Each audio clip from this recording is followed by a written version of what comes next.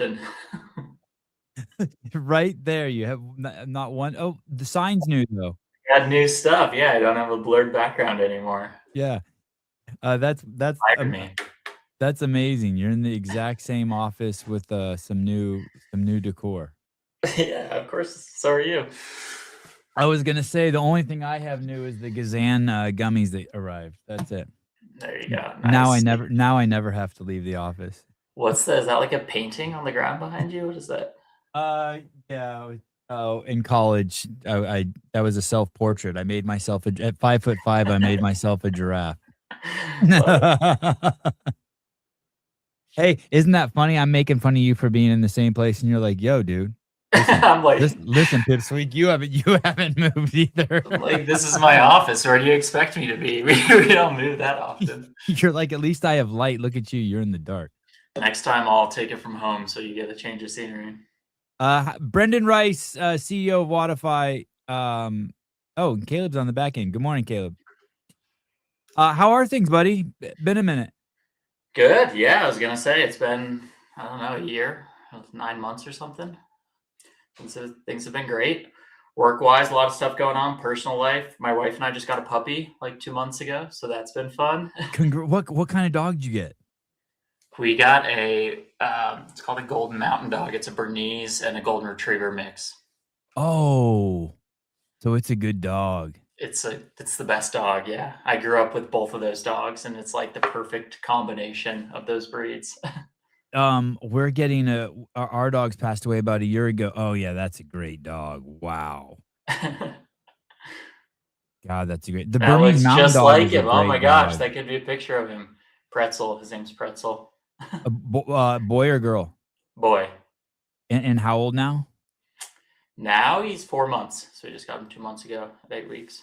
Is he potty trained already? Yeah, so he grew up like the breeder we got him from had this doggy door, so they had indoor outdoor access 24/7, and they were like dogs prefer to go to the bathroom outside, and so he never kind of went to the bathroom inside, and we didn't really have to do any potty training. He's just always preferred to go outside. Oh, that is so nice. Yeah. We get our first dog in about, I think it's been over a year on Tuesday. Wow, that's exciting. Yeah, and we had a Boerboel, we had a big dog, and now we're getting a dachshund. Just opposite ends of the spectrum. Yeah. And I'm a sucker. I did it for the kids. The kids have been wanting a dog so bad. Are you doing the like teach you responsibility? You're gonna have to feed the dog and take the dog on walks kind of thing. I mean, I've said all that. I don't know if I'll follow through with it. My all I care. Everyone's like, "Are you going to train it? Or are you going to do this?" I'm like, "Hey, if I can get him just not to piss in the house, it's a win." That's the goal. That's the Yeah, goal. yeah, it's a win. And I wanted a dog so small that we can just take it anywhere, or I wanted a dog so big we just leave it at home always. So our dog's gonna be pretty big, but the first month we had him, we live in Colorado, but our families are on each coast, and he was still small enough where we thought we were going to be able to fly with him, and then within like a week we're like, that's not going to work. So our first big adventure with him, like 3 weeks after we got him, was a road trip from Denver to Philadelphia, Philadelphia to Palm Springs. So like traversed the country twice with this little puppy, and he did great. It was fun. Yeah, and then now he's adjusted to car life. That's good. Get him Oh, adjusted he early. loves the car. Yeah, he just goes in, Hey, falls asleep. will that be a 100-pound dog? 80 to 90, I think, is what they're estimating. Yeah, that's a great dog. Congratulations. Thank you. Where are you again? Where's home for you? Where's your office right now? Denver, Colorado. Denver. Okay. Okay. Well, I'm just out of curiosity. What were you doing in Philly? What's in Philly? Philly's where WODIFY was born. I was out there. That's where I lived when I started working at WODIFY. We were actually technically in Cherry Hill, New Jersey, like right across in New Jersey, but we moved our headquarters to Center City, Philadelphia in 2018. And so we invested in a 10,000 square foot office and really wanted to be part of the tech community in Philly, put down our roots there. And we were a very like in-person culture type of company. And then in 2020, everyone started working from home overnight, and we realized we were never really going to be like fully back in the office. And I'm originally from Colorado, so I was like, all right, I'm going to go back out to the mountains. Oh, So that's how I kind of came back out here. are there still offices in Philly? Yeah, we have so I'm in a WeWork right now. We have a WeWork office in Philly and in Denver. Most of our team's still in Philly. We probably have 50, 60 people in Philly. Oh, okay. Remind me the founder's name again. I was gonna call him Ravi. Am I close? Amit. Amit. Damn. Yeah. Damn. I just took an Indian name, and my last Good dog job. had an Indian name. Breakdown. His name was Paramesh. That was when my wife was in India. Her masseuse's name was Paramesh, and she loved him, so we named the dog after him. Oh, that's cute. You Yeah. have a name picked out for the new dog? No, it's been a no. I'm trying to stay out of it. I have Let the kids decide. 3 boys and my wife, yeah, and they've been great at naming stuff. What did you name your dog? Pretzel, Oh, Pretzel, okay. because he kind of looks like a pretzel. Yeah, I'd like to give him, like, a real human name if it was my choice, like the way Dave named his dog Doug, and it's a female dog. I just think I like weird shit like that. We have a friend whose dog's name's Kevin. It's Yeah, good. Kevin. Yeah, Greg. Hey, Greg. It's like, what? The Instagram account looks amazing, by the way, the WODIFY Instagram account. Thank you. Shout out Yeah. to our marketing team. Yeah, good job. And the first thing that pops out as I peruse it is, and maybe I'm biased because I'm so into the fighting community and the MMA community. I'm seeing just a ton of MMA gyms, big gyms, famous gyms. I know we had talked about you guys had expanded in that direction to MMA. But is it really taking off now? Are you guys really putting an emphasis on it? I mean, stuff looks good in the MMA space. Yeah, yeah, thank you. I appreciate it. Definitely starting to take off. When we first got into jujitsu and the MMA community, just like we did in CrossFit in 2013 and 14, we went out and we got, like some of our first customers were NC Fit and CrossFit Grandview and like these big mayhem. Like we kind of took the same approach with jujitsu and martial arts. So we got Extreme Couture in Vegas. We got some like American Top Team. They're a big gym in Asheville, and we kind of do that for two reasons. Like you obviously want to work with the best, but they help from the marketing and the growth standpoint, and they also help kind of battle test our product. Like if our product can work for this gym, it's going to work really well for a brand new kind of mom and pop jujitsu academy that's opening. But yeah, it's been awesome, and it's a really cool industry. Like there's a lot of crossover between CrossFit and martial arts. It seems like it's becoming more and more. There's more and more crossover. Nothing like official, but just people who are kind of interested and passionate about both.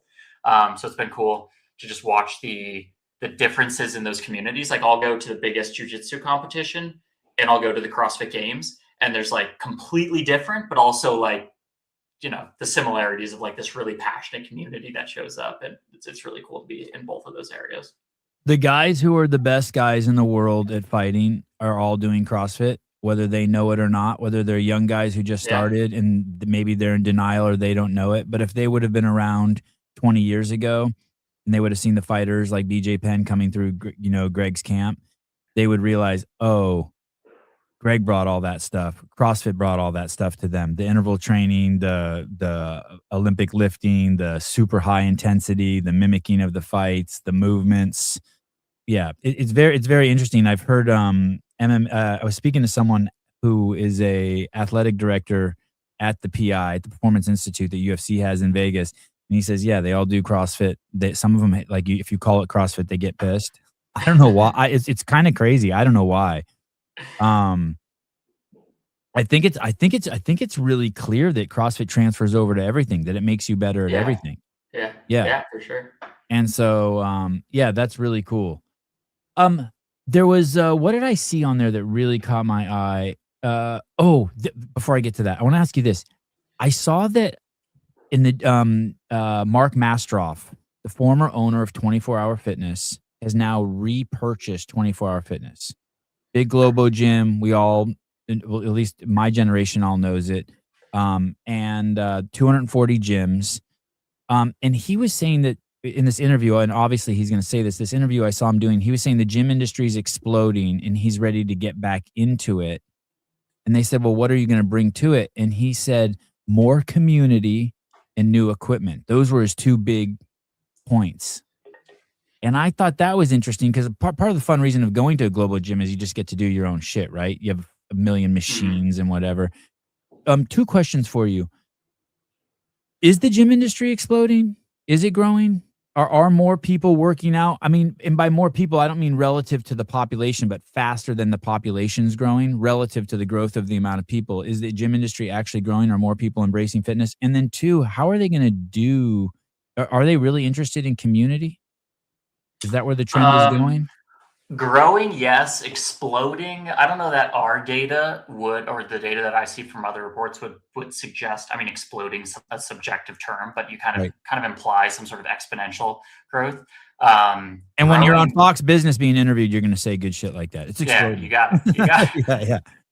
Yeah. But no, the growth from both the growth means a lot of things, like the growth of new gyms, growth of average number of clients per gym, growth of average revenue per client per gym, attendance growth, like the number of times people are actually showing up. So across the board, since late 2021 or early 2022, we've seen growth that surpassed 2019. That's kind of the benchmark we kind of look for. You kind of ignore 2020 is what you're saying. Yeah, you got to. So growth for sure, and we can dig more into like all the different ways that's manifesting. Your second question was around like, are they actually interested in community?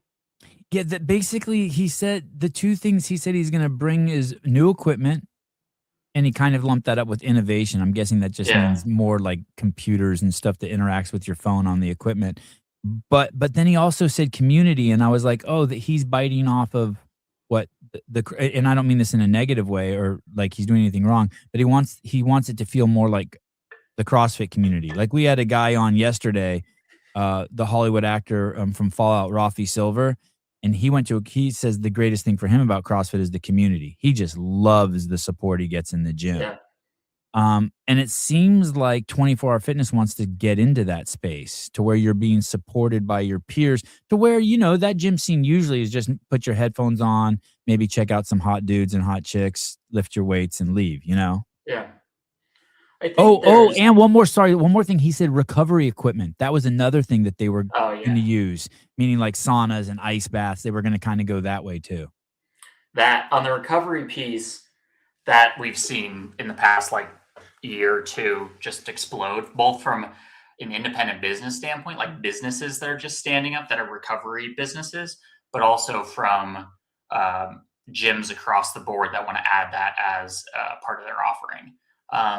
I don't really know. I think it's a combination of recovery becoming a trendy thing people see on social media, and like influencers are making recovery cool, and people are just competing in more stuff, whether that's training for a marathon or a CrossFit competition or a High Rocks competition or a Tough Mudder or Spartan race. Like, and once you're competing for something, you want to do like everything you can. So it's like not just the training, but you also want to recover for it. You also want to dial in your nutrition.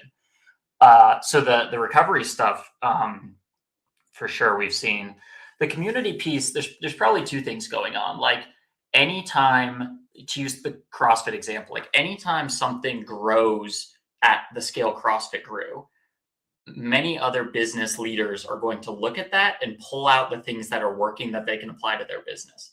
They're going to like cherry pick the pieces they think. So when you study CrossFit, one of the things that is kind of apparent is the strength of the community and how that translates to retention for the gyms and all of that. It's like, why wouldn't they at least say it as a talking point? How they're going to actually execute on it, or how genuine it is, I guess we'll see. But I think businesses definitely learn from other successful businesses.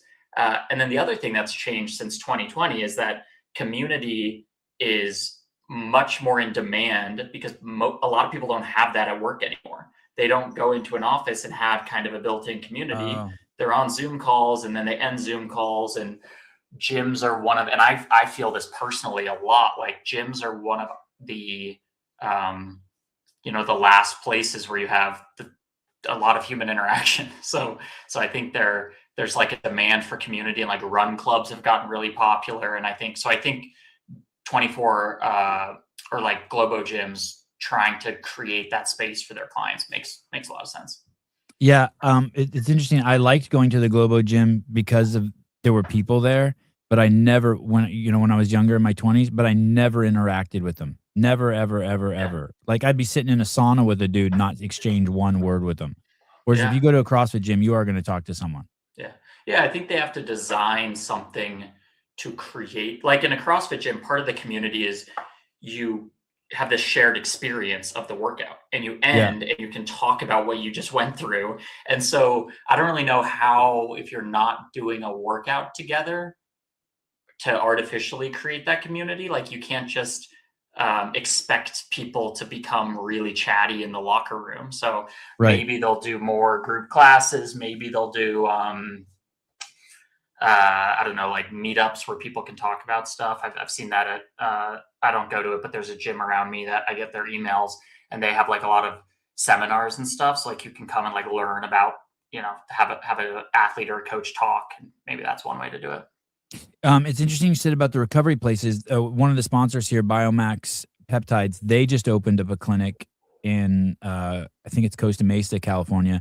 And you're right, hyperbaric chamber, lounge for taking peptides, the ice baths, the saunas. They got it all. They have the body workers. It's basically a house that they've converted into like this place to hang out and just and recover. And it's right. It's 2 doors down from Chalk, Ryan Fisher's gym. Yeah. Um, and my nephew just joined a gym in town, Globo Gym, just to use their sauna and their ice bath. Yeah. I mean, it's also a competitive dynamic where as soon as some gyms start doing it, you kind of have to keep up. If a lead is maybe looking at two gyms in town, and one Yep. offers compression boots and a cold plunge, and the other one doesn't. So yeah, I've seen. I mean, it's crazy how many gyms I've been to in the past year, and they are showing off their like new sauna that they just bought. It's like that stuff's not cheap either. It's like the maintenance and the upfront cost is super expensive if that's not like the core thing you do. But I think a lot of people feel like they have to add it. Um, what's the longest person you've had? The longest client WODIFY has had? Do you know? Uh, we've had customers that have been with us since 2012, so Wow, since the 14 years. beginning. Yeah, yeah. We did this. I'll kind of like tell you all about it, but we did this thing last week where we went out and visited a bunch of customers. And one of our groups went and they were talking to a customer, and they're like, "Oh yeah, we've been with WODIFY for 13 years, which is way longer than most of our employees." Right, and right. so and so it's just so interesting because they have this view of our company where like the product they used 13 years ago is unrecognized. It's not the same thing at all. We're not the same company. We're not the same product. And they've just like been on this journey with us. So it's really cool that we have a lot of customers that have been with us for 10 plus years. It's really awesome. Uh, on that note, there's an Instagram post that showed something that you guys offer that I was like, holy shit, I can't even believe you guys have this. In your app, you have a way for gyms to make it so the WODIFY app will allow you to go to the gym 24 hours a day. It will unlock the door and sign you in on the Yeah. app as a feature. And I was like, wow, I guarantee you there's no way Amit thought when he created this that his app would be unlocking doors.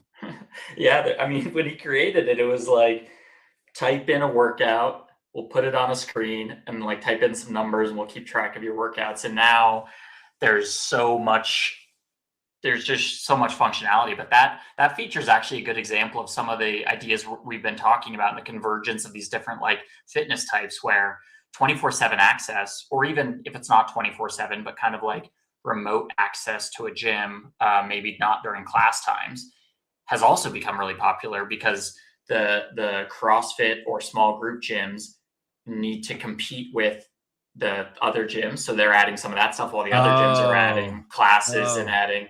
So a lot of that is access to gyms that are typically just group classes, but they want as an amenity, come in, do accessory work, access the equipment. So you don't feel like you need to have two gym memberships.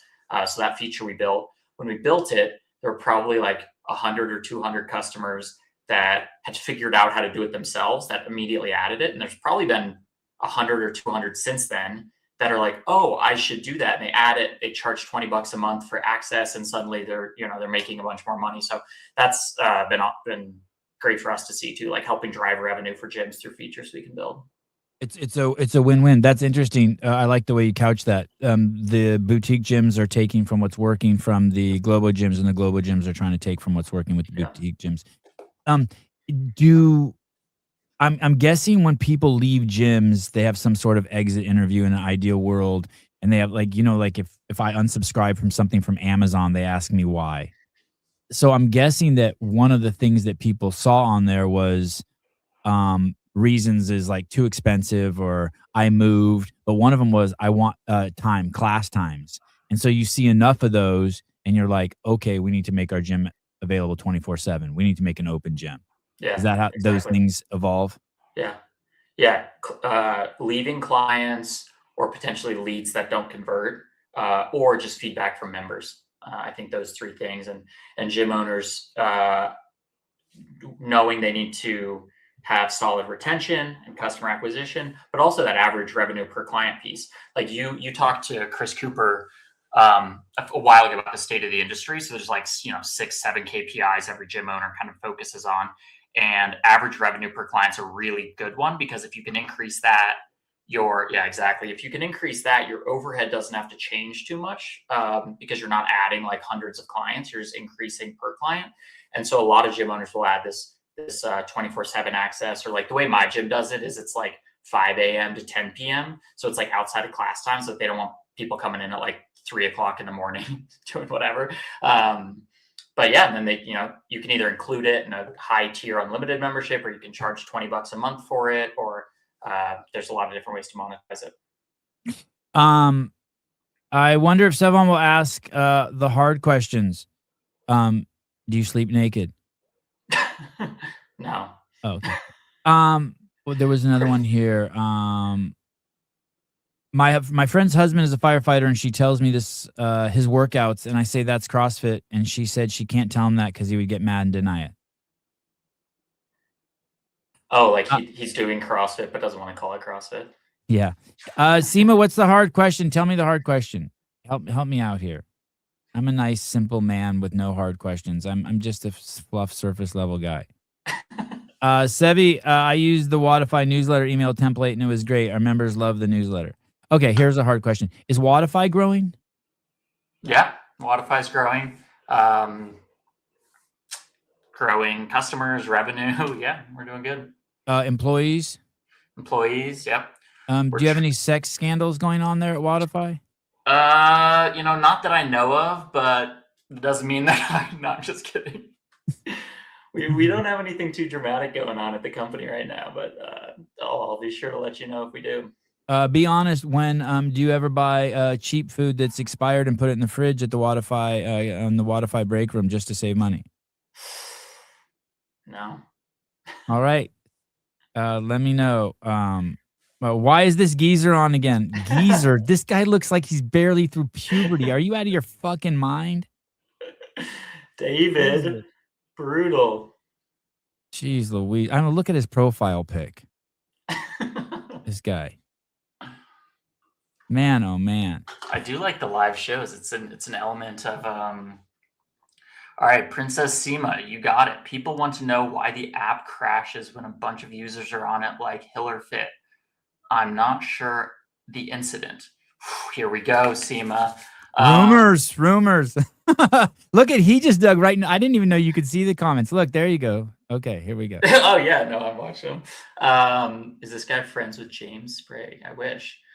No, Princess Seema. So to answer your question, software is one of those things where I think because it's not a physical machine, people just assume like it should work, like everything should work like Apple. like WODIFY's, there's 1 million people a month that use WODIFY. We have thousands of customers. Wow. There's tons of data. I think we have 400 or 500 million performance records in WODIFY. So we're not perfect by any means. Like one of the reasons you might experience a bug or a glitch with something like Hill or Fit is that's an online program that has he might have 500 people logged into one class, which can create some slowness and some glitches.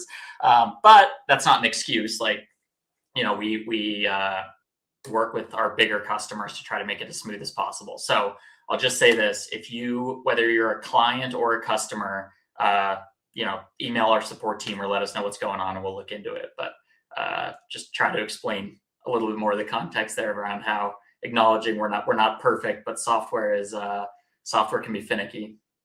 They're not perfect. How's that, Seema, for an answer?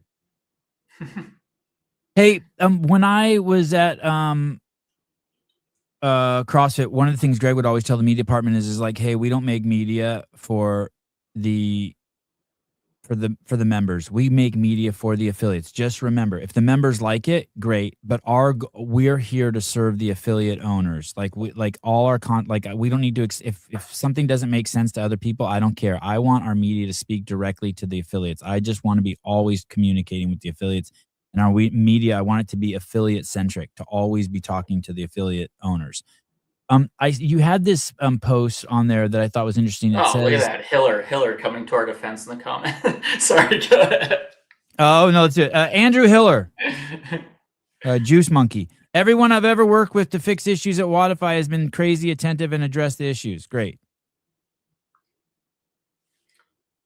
Sorry, go ahead. You're talking about Greg saying the audience is the affiliate owner. You guys had this thing that said you serve founders versus serving businesses. It was a Instagram post. I know you might not see every Instagram post being the CEO, but does that resonate with you? And I was kind of wondering if you could explain that to me. Yeah. I thought that was interesting. So last year we went through a big rebranding exercise, and a rebrand is a lot more than just colors and a logo. It's like examining your entire kind of why behind your business and positioning in the market and everything like that. And one of the things that we uncovered is that people will talk about WODIFY as like B2B software, like business to business software. And typically business to business software means you have a bunch of people who work at a company that are making like a buying decision, and they have their own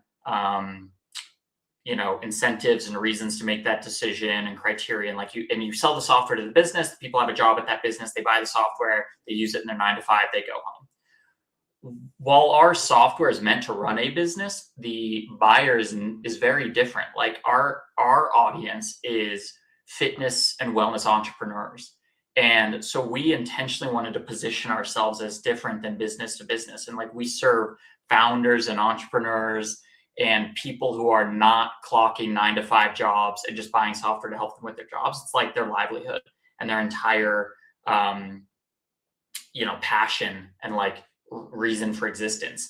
And so it might seem like just this small vernacular change, but it really has this ripple effect over everything we do in our entire company. And so that's why we've started using the word or the term business to founder or fitness founders. And we really think about our customer as an entrepreneur and as this business leader. Business owner almost sounds like ownership, almost sounds like a liability or something. It's like, oh, I own this thing, and it's passive. It's like, oh, I own a gym and I can just go on vacation and it'll run itself. It's like, no, if you're an entrepreneur or founder, it's much more active. It's like you are responsible for the community and the growth and everything else going on with it. And as a founder, I guess you're always looking for more tools to make yourself more efficient, because there is no founder the founders quickly find out they can't do everything. They need help. Yeah. And so they're constantly trying to free up their time. And it sounds like that's WODIFY's main North Star, just from what I know over the years of just talking to you and talking to people there. It's like, hey, how can we make people more efficient so they can do things that they want to do, whether it's take a vacation or work harder at the gym? Yeah, exactly. And aligning our, this kind of goes into that activity we did last week, which is making sure everyone at the company knows what these people, these founders care about, and making sure our software and our services and the way we're investing the money that they pay us every month for our software and continuing to invest it aligns with that, which is not just saving time. That's a big piece of it, but it's creating a better experience for their clients, being able to hire staff and create jobs, being able to expand to multiple locations, being able to manage their staff. So there's a lot that goes into it, but North Star is a good way to put it. I think we're pretty singularly focused on like customer experience. CrossFit, is there a job opening for chief technology officer? Someone's with a lisp who can't say cross. Yeah, I was gonna say, great name. There's not, but there's other jobs that are open. You guys always have a job open somewhere there, huh? Yeah. That's a good sign. Tell me about this this visiting the gyms. What do you, when you do that, what do you guys, tell me some stories. Like, what did you hear from people who came back? Yeah, so when WODIFY started, like Amit, the founder, started doing CrossFit, and that's how we got into it. And as the company grows, we've always had a a bias and a preference to hire people who have experience in the industry. But you grow to 50, 75, 100 people, and that's not always possible, especially on the product and engineering side. Like you can't hire only people who have done CrossFit or owned CrossFit gyms. It's just not feasible. And so we kind of lost our connection a little bit over time to the people on the ground in the community that we serve. And one of our core values is called be customer obsessed. And it's about a lot more than just like customer service. It's about like really understanding kind of what we were just talking about, like really understanding who our customers are.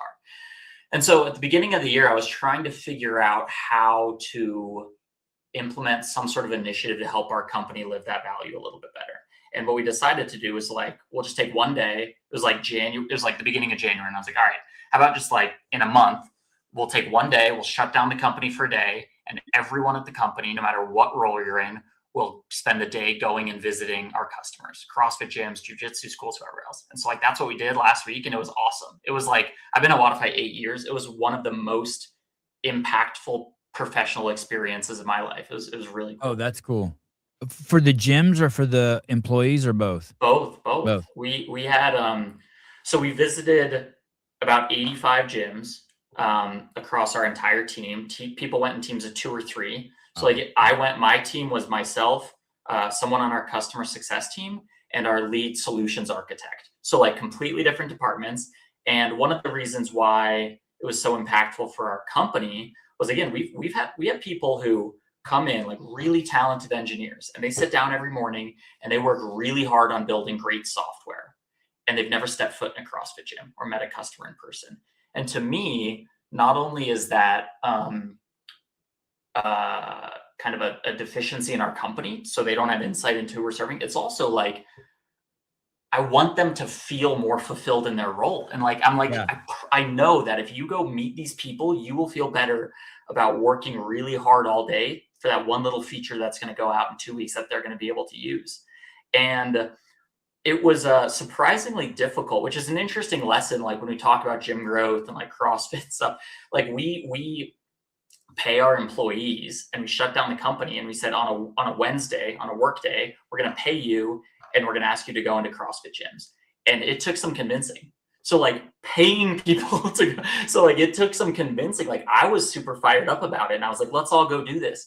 And I need to recognize like that it's an intimidating ask, right? Like yeah, I was gonna say, and especially some people are pretty socially awkward, and it's a lot. And then to go into a CrossFit gym if you've never been in one, or a jiu-jitsu school, or like 3 of them in a day.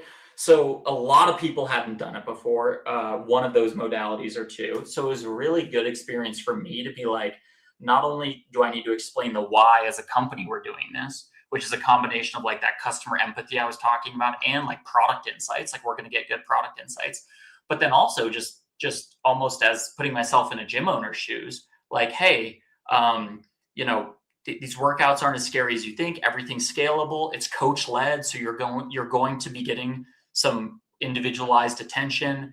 And what we found was super validating, which is like, I know that all of these owners are passionate about sharing their passions. And I'm like, you're not going to go in there. No one's going to have an experience where you're going to get like ridiculed or like, what are you doing? You don't know how to do these workouts in here. And that's exactly what happened. Like people were blown away by how welcoming everyone was. One of my favorite stories is we have an engineer who had never done CrossFit before and actually signed up for the gym afterwards. So he's like, oh yeah, I go to that gym now. Wow. That's my gym membership. And I was like, nice, man.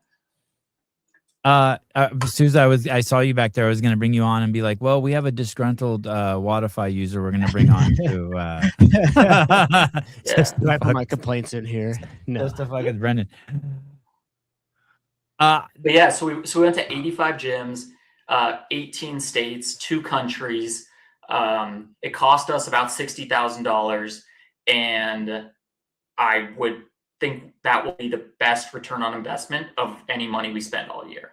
And like we heard, I mean, that's a pretty like, it's just one day, but like that scope. 2 of the gyms that I went to were like, oh, CrossFit should be doing this. They were affiliates. And I was like, I think CrossFit does some version of this, but like it was cool. It was cool to it's just crazy how simple of an idea it sounds, but how many different ideas and stories came out of it. And like my group, I feel like I had this perfect representation. I visited 3 businesses. One actually had your flag hanging up in their office. Maybe they're watching the show right now. One was CrossFit Crusade in Colorado that started 2 years ago. New CrossFit gym. I was like, how has it been going? And they're like, great, like CrossFit gym. They followed the affiliate playbook to help them launch. They were like, it was just really energizing to see that, like a 2-year-old, like new CrossFit gym in the mix. Then I went to CrossFit SoCo. I think they affiliated in like 2010 or something, or 20, like old school CrossFit gym, huge, Colorado Springs, awesome stuff. And then I went to Three Lions Muay Thai, this badass Muay Thai gym with like they're standing up a fight team. The owner is this like professional fighter from the UK. So I had a really cool kind of like experience just between those 3 gyms. Yeah, that's there cool. we are. Check us out. Where are you? This one here? Yeah, a little group shot. Oh, dang. We had a blast sweating alongside a couple of the awesome folks from Team WODIFY. We hope you enjoyed your first CrossFit Classic Crusade. Oh, that's awesome. Oh, so one of the guys you went with, it was his first CrossFit class? Yeah, that guy. Well, my 2 team members, neither of them had done CrossFit.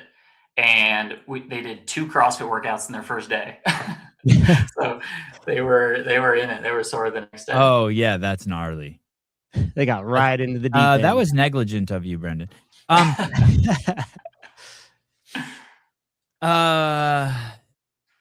CrossFit HQ, I just want to say this. I tried to leave it alone, but they can hire people who just do CrossFit. I understand WODIFY can't do that, and I understand you serve people who don't do CrossFit, jiu-jitsu gyms, etc. And I realize that you need specialty people, but HQ can do that. And I remember we had very few when I worked there who didn't do CrossFit, but they were the problems. Yeah. I just want to throw that out there because that makes sense. CrossFit's literally the yeah, they can do that. They have all of those positions can be filled by people. It would be like I don't know. I'm not a churchgoer, but I'm guessing it would be like hiring a pastor who's not a Christian. It's just like, yeah. How does that work? It would be.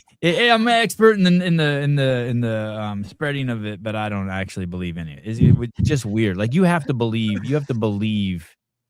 in CrossFit in order to work there, I think, or else you're gonna be a problem. Yeah. It's like your own dog food. And one thing too that I think was cool about the visits was being able to know somebody that's in my area that was also the person that came visit me, Tiffany, was in support as well.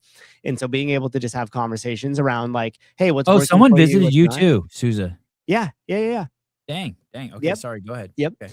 And so so we got to hang out and chat quite a bit, and so that was cool because to be able to just have that relationship. But the main difference here, and I think this is why I think it was such a smart move on your guys' end, was because a lot of the gym softwares now, there's not necessarily a differentiator in terms of the capabilities, right? Like majority of the gym softwares are going to kind of do all the same things. You're going to be able to have automations. You're going to be able to have marketing email, like have these type of stuff. But the one thing that is going to be a differentiator is like the brand and the relationship. And that's going to become more and more true, especially as AI gets introduced to a lot of different businesses that weren't typically using it before.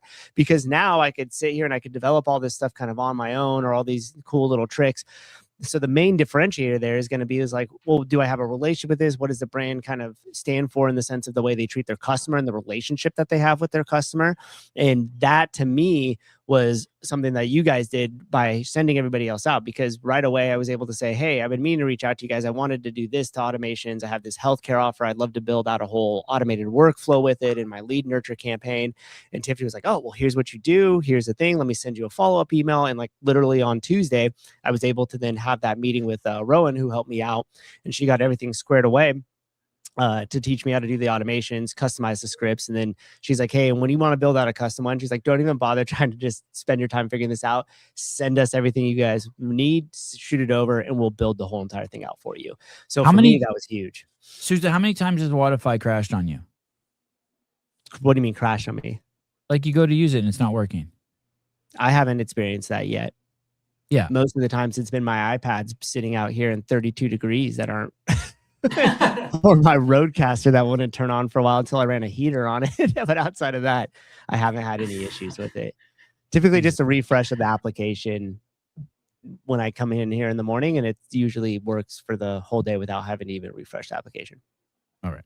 There you go. Geez. There was Sema was asking why it crashed, and Andrew came in and said, hey, anytime it's crashed for me, they've come and fixed my shit right away. Now we got some dude named Matthew Warren who, Matthew, you want to get tossed up? You want to say something with some validity? We're here, buddy. What did Matthew say? He's saying he's just one of the hostile guys in the chat. I appreciate you, dude. You add flavor to the show. Why don't you say what's going on? What do you got? Like some good gym management software arguments. Yeah, let's go. No, but yeah, Susan, like to your point, I think it's the relationship piece is big, and one of the ways, like tech is evolving so that the ability to create software is getting faster and easier, like by the day, pretty much. And one approach you could take as a company is to kind of reduce headcount and max, and you could be like, oh, these tools, fewer people can do this. The other approach is to kind of focus your team on new things because they don't need to spend as much time doing the things they used to do. And so like this initiative is an example of that. A lot of our teams, like, we'll try to just maximize the time they're on Zoom calls with customers, because like that can't be replaced. So it's like if you're on a Zoom call with a customer, that's a really good use of your time, because you're building that relationship and you're helping them solve some problem.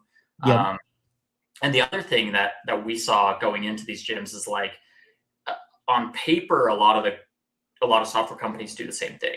And one of the things by going in and actually working with customers closer is you find these little things that make a big difference. Like I went to that Three Lions gym I went to, Muay Thai. I walked in and Jenny and Robbie are the owners, and Jenny, who runs most of their admin stuff, had a sheet of paper with all these notes on it, and came up to me, came in hot, was like, okay, Brendan, like, I don't want to be a jerk, but like, I've got some issues to talk through. And I was like, awesome. Like, let's go, let's sit down and talk through some of them.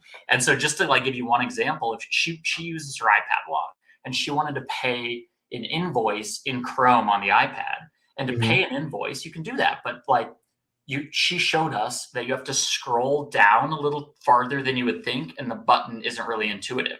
So that's just a perfect example of like something that sounds really small, and our design team can now change that. So it's a lot easier. You don't have to scroll, the button's clearer. And like that little kind of like boring sounding software thing over time and over the entire application is what makes the software a lot easier, more intuitive, and more enjoyable for gym owners to use. Yeah, Three Lions, you got there. Hey, that's a great story on so many fronts, because one, it was doable.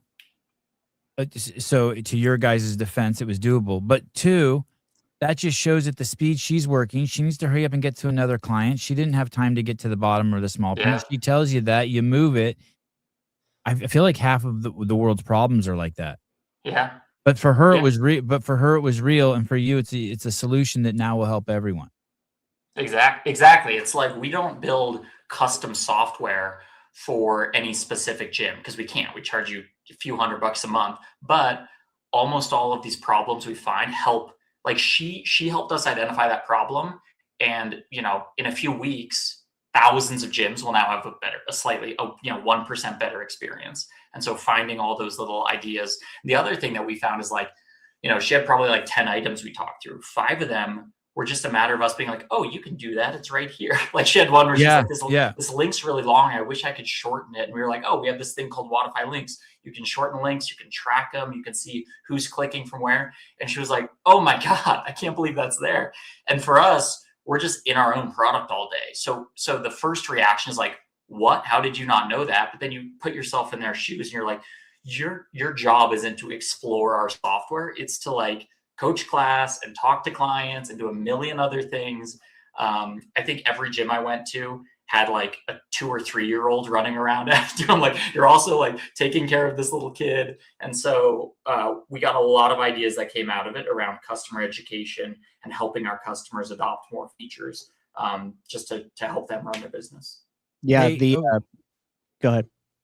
Oh, sorry, Susan. We use the software called StreamYard. When we started, it was very simple. Once a month, you'd get off of StreamYard and they'd send you a notification, pops on the screen. Do you want to see this new feature?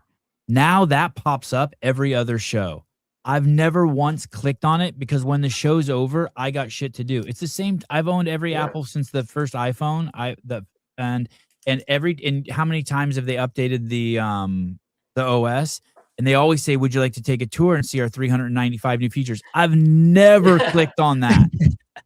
And so that's basically what you're dealing with. You've built this robust software. That leads me to a question. You built this robust software that people really probably don't know even 1/100th of the features because they're doing other shit. Hey, but then some shit gets so complicated. Like, have you ever like downloaded a game on a like for your phone, like getting ready to go on a trip, and you're like, hey, I'll play a game when I'm on the plane or something, and you open the game and you're like, fuck this. This is like I'm gonna need to read a manual to learn this. You ever feel that way about WODIFY? You're like, ooh, we have so many features that we might be scaring people. Just like the entry into it is like, I know exactly what you're talking about. There's like rules and levels and you're like, oh my God, I just want like I just want to throw a rock at someone on the plane for 5 hours and get off. Yeah. Well, it's definitely so in WODIFY, I think that dilemma exists for sure. But every single feature we built is to solve a problem a gym owner has experienced or given us feedback. Yeah. So my mission isn't to remove functionality because all of it is important to almost every customer. Like there's some features that you might not use, sure. But like most of the features people are adopting are features that were designed to solve problems they probably have. They just don't know they have them. Right. And so for me, it's a design challenge and an onboarding and a service challenge. So like kind of to Susan's point, like we need to make sure we're training, not just during like the first 30 days when you buy our software, but over your entire lifetime. Like the customers that have been with us 13 years, like I had a customer I was talking to, they've probably been with us 10 years. And they were like, I just wish I could run like some announcements through WODIFY. And I was like, guess what? We have this feature called announcement. Some of those people are kind of the worst offenders because they think they know what we have and they stop exploring it. The iPhone. I just use iPhone to take pictures and talk to people and text. And I have a supercomputer in my pocket. Yeah. So here's what I tend to do for gym owners. I went to the Two Brain Summit like 2 years ago, and one of the things that I researched before going there was the correlation between our feature adoption. We can measure how many features gyms are adopting and their revenue. And there is a correlation between higher adoption and higher revenue. And a significant one? A significant one? Yeah, I forget the exact numbers, but there was a clear I'm saying correlation because whatever, it wasn't like a complete scientific study, but enough to be, and anecdotally, like I go into our best gyms and they adopt more of our software. And I'm like, you think about, running a business, WODIFY is your core operating system. It kind of makes sense. And like I said, our features are designed to solve problems or add revenue streams or improve retention. So it kind of makes sense that if you adopt more of them, you're going to have that. But anyway, so that was that's what gives me some conviction around, like, we shouldn't be trying to remove features. We should be making the design better so it's not overcomplicated. Like MindBody, whatever. MindBody's a big company, so I can make fun of them. Like MindBody's an example of a company that just added more and more and more features, but didn't think about the design or the user experience. So most of the time when I hear people unhappy with MindBody, it's because it's super complicated and clunky, but they can do a lot. And so we're trying to balance that robustness of functionality with simplicity and intuitive design. And like going back to your iPhone example, if you ever go into like your settings menu and just explore for a while, you're like, oh my God, like you can do so much stuff. And a lot of that you kind of don't care about. What I tell our customers is I'm like, hey, just like block 2 hours on a Sunday morning or something and just sit down without the pressure of a client talking to you or without the pressure of like needing to do something, and just click around and explore the app. I bet you'll find something that you're actually like excited to use or to implement. Hey, Brendan, I met and worked out with Brendan this summer in Albany at the coaches conference. Super chill dude. Morning, Justin. Oh yeah. What's up, man? I think I was on his team for a group workout. The webinars on the Fridays have been super helpful. Like fundamental Fridays.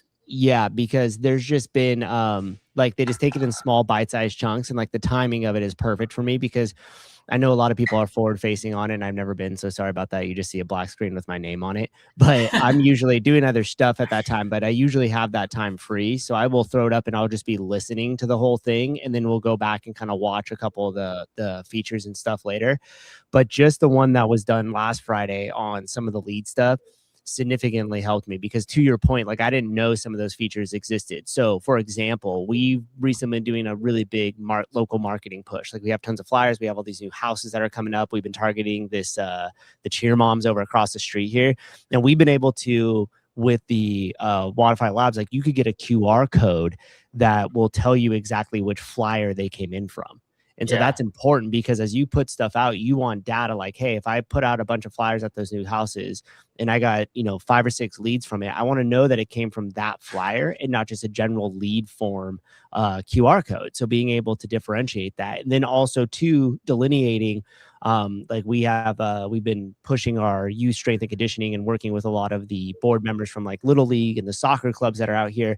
So when those come in now, we could also tag them from which one of those they came in from to know, okay, hey, a lot of people are coming in from the baseball side rather than the soccer side. And so being able to really get granular on where those things are coming in and where we're getting more traction versus not, so we could focus more of my attention to is super important. And those are some of the features that like it would have taken me a while to sit down to go and do it, but just listening to it, I was like, oh, cool. Now I know this. I'm going to go and play with it for an hour. Was able to customize the way all those leads come out, where I put the boxes, the automated workflow that goes to each one. And then to your point with the making more money using more of the features. So a great example of that is we use the in-app announcements. So as it comes up, it sends a push notification to all my members that have it turned on, where we have it when they open up the app, they're able to see exactly whatever the announcement is. We also have the announcements usually up on the TV here. A parent came in just to drop their kid off at the youth strength and conditioning, happened to read up on the TV, and then we were able to sell them a blood panel just because they read what was on the TV from the announcement that came in. So having multiple different touch points for you to get the information that you're doing with inside your gym out is going to get in front of more people. Therefore, it's going to make you more money. Yeah. That's a great example. Hey, I know I've asked you this before. Let me ask it again, kind of in a different way. If I'm opening a gym or a jiu-jitsu center or a recovery facility and I have aspirations, should I think of it as when do I get something like WODIFY? Or do I be like, hey, I want to get to 200 members. I should start using WODIFY now? Or should I be like, I'll wait until I have 30 members? Or you should sign up. You should sign up 2 or 3 months before you open your gym. So what if I never plan on having more than 50 members? Still sign up for it? There's a plan for me? Yeah, okay. There's a plan. I mean, our entry level plan is $79 a month. I think if if And you're enough of a business to have a building, I would use that.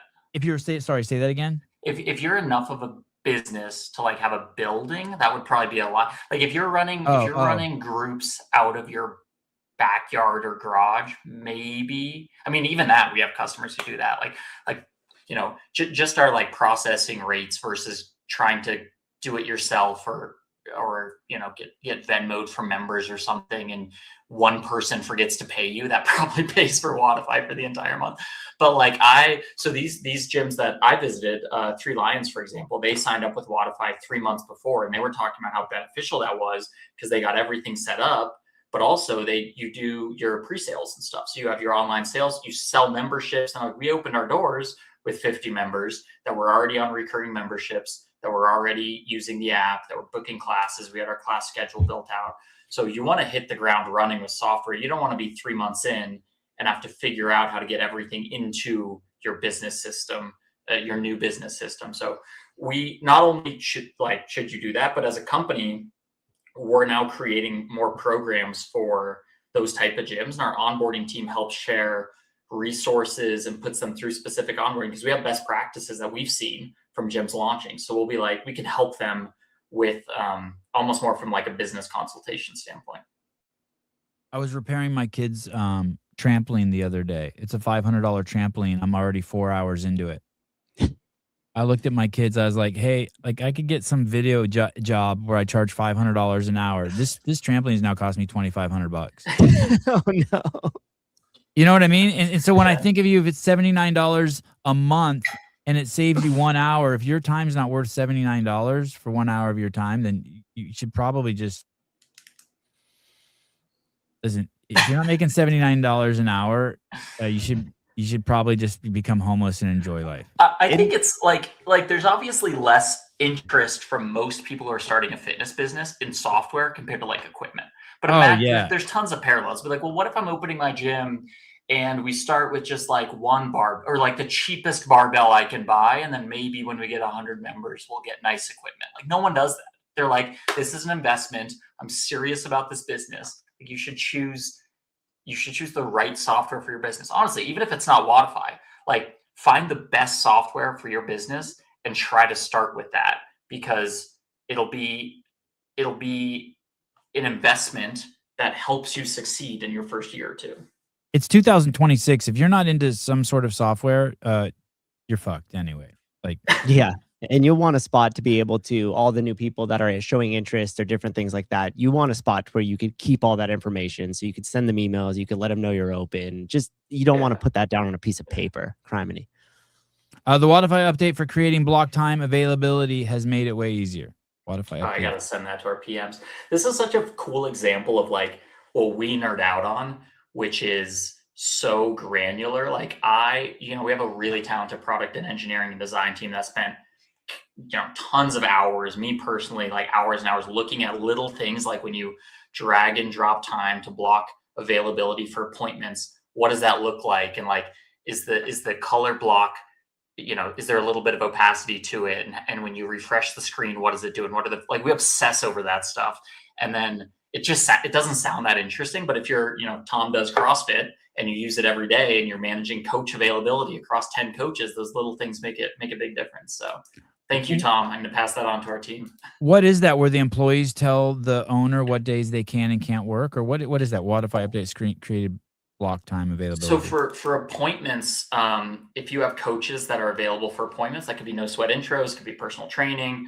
You have to block the time that people can book appointments. So you might do like 30-minute appointments anytime between like 2 p.m. and 5 p.m. on Fridays. And like in our software to block that time, that's what he's talking about. Like that calendar experience, the old version was built in like 2014 and we finally updated it. Now it's like really fast and modern. And there's just, again, like it's just creating this experience that's as enjoyable as blocking availability time can be for our users. But we get really excited about it.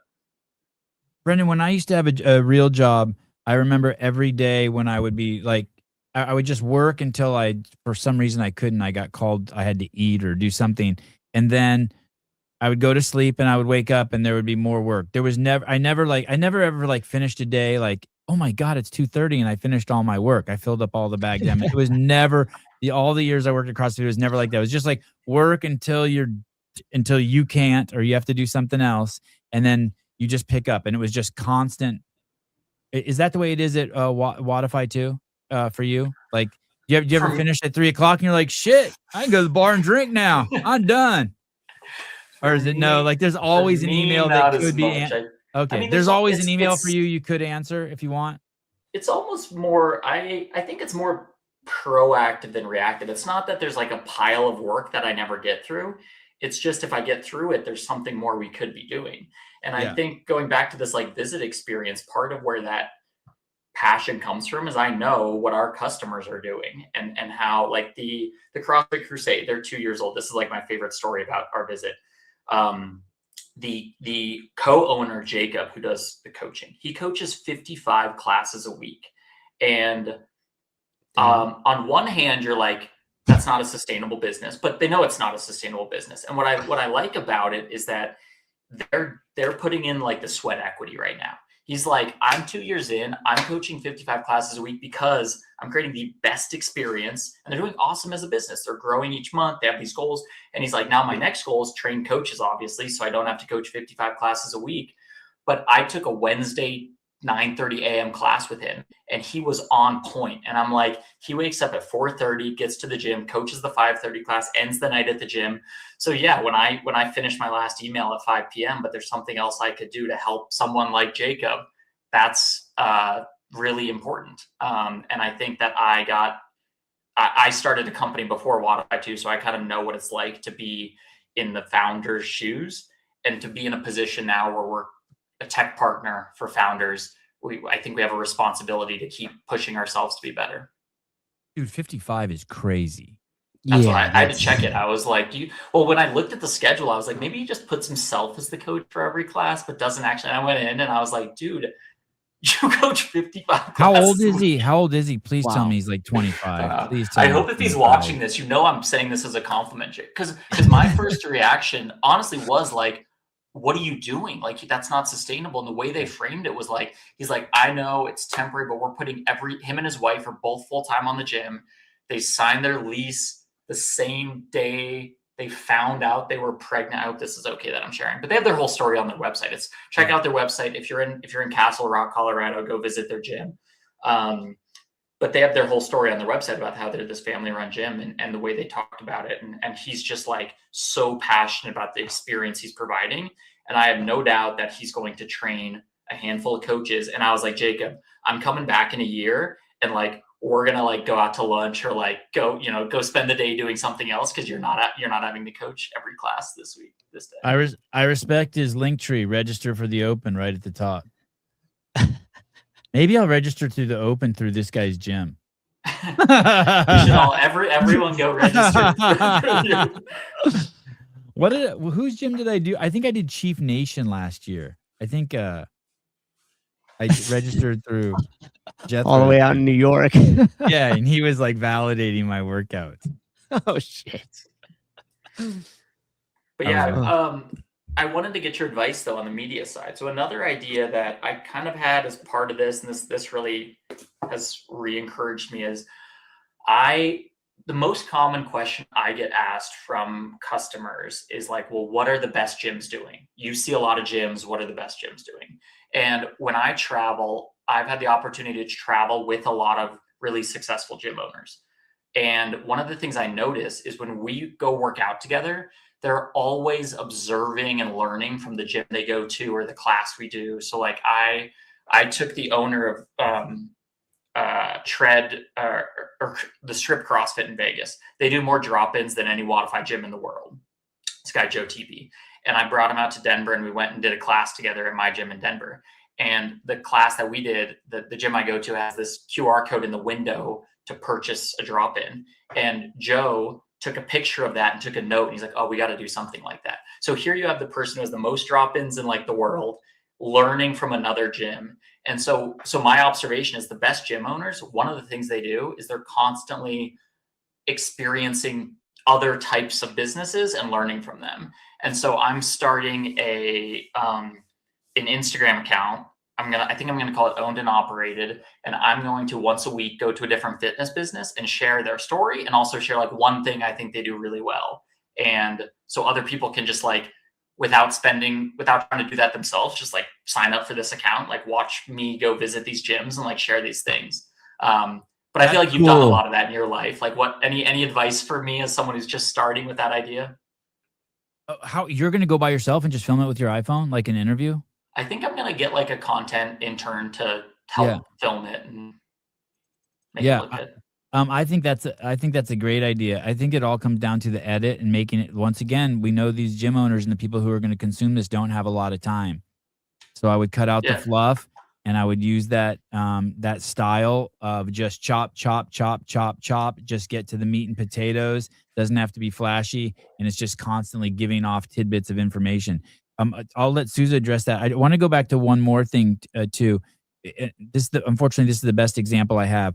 But if you listen to people who, and I'm not a Christian, but if you listen to people who like get offended by the word God or get offended by Christian, or they're always pushing back, you'll realize very quickly that it's not Christianity or God that they have a problem with. It's the story they're telling themselves. They're not coming with an open mind. And being a creative person or being someone who wants to learn, that's the other thing too. When you're talking about these owners who are successful, when you approach things, so many people approach things ready to be critical because they're coming with their own fucking story. Like if you listen to someone who says they don't like Christianity, usually you're like, dude, you're just making your own shit up. Like you have this vision of what God is, and you didn't come with your cup empty, right? And so the same thing is true with businesses. I think some people would see that QR code and be like, God, that looks cheese dick, or oh my God, they're overselling, or they're pushing so hard, or do you know what I mean? I would never do that. And the thing is like, hey, that coming with that attitude isn't going, and I do that too. That's not going to bring you new information. I'm not saying you have to adopt everything. I'm not saying you have to just like hook, line, and sinker and believe Jesus Christ your Lord and Savior. I don't get any of that stuff. But shit, man, like some people do get it, and there's some people living great lives who are using QR codes and who are following the Bible, and like it can't hurt to show up with an open mind. You know what I mean? So that's what when you tell me those successful business owners, that's what I think. I think also like, hey, they're coming there with an open mind. Yeah. As opposed to like that guy's a dipshit for doing 55 classes. Those classes must suck. Well, what's he really learning? He knows every client's name. He knows these people in and out. He cleans the parking lot. He sees the parking problem. He sees a client who's a problem right away. I mean, this guy's seeing everything. And like the maturity and experience to be able to parse the good, or maybe the stuff they can learn from the stuff they don't necessarily agree with. Like that to me, I took another customer to a berries class, and berries is fuck berries. I found historically the most exactly right. I'm not coming to berries with an open mind. You went too far, Brendan. I took him to a berries class, and this was one of the takeaways. Because again, you need to be able to say like, okay, you can completely disagree with the programming and what's happening and be like, this is a nightclub, it's dumb. And you walk in the door and you do the math and you're like, this is a $1,500 class for this gym. This 1 hour class was $1,500. There's something in this business you can learn and apply. Being able to like have that mentality without saying, because they sprint on treadmills and then do funky workouts and it's a nightclub and the coach is a cheerleader, fuck everything they do. That's just such a limited mindset. It is. And to the point of the media stuff, like one thing that I find valuable, and there's a couple of things that I always do whenever I travel and check out gyms. Number one, it'd be really cool for you to showcase an interesting way they store stuff. So I'm always looking at gyms like, how do they store their rings? How are they solving the problems of like the box, like physical stuff? Where are they putting all their benches for bench press? Are they hanging them on the wall? So like if you find something that's unique at a gym, showcasing that would be really awesome. And then for this format in particular, I think it'd be really cool to have a set thing of questions. So that way, every time I go to that Instagram and you post a new gym, like I know exactly what the information I'm going to find. And rather than do necessarily like their story, right? Because to be honest, I want to be able to pull stuff out of that gym that I could apply to mine. And it sounds like that's what you're going for with this. So I don't really want to hear that like, oh, my car broke down and like then we found this gym and it saved my wife's. Like that's cute. But like if I'm going to go to that Instagram page and it's going to be valuable, I want to know like, hey, what was the one thing that you wish you knew when you very first opened your doors? What was the one thing that you did in the first step that made it so you weren't coaching all 55 classes again? What was the one thing that made you say, hey, I'm going to systematize this? How'd you do it? And what was it? And how did you free that up? Right? Like, so really tactical things like that. So if I go and watch, I know there's going to be 3 questions that are going to be able, something that I could pull from, be like, oh, whoa, this guy doesn't write all his systems down because none of his coaches read that shit anyways. He films it all and then has them go to a YouTube link so they could watch the closing procedure. And then that way, if they have a question, he could just send them a timestamp on a closing procedure on a video rather than have to deal with a call. Oh, what he did is he found 3 interns to coach the classes. Then he pulled back and shadowed the classes. Then he was able to say, hey, you're going to now own your hour, right? Like, so actual tactical things like that I could look at and then immediately apply.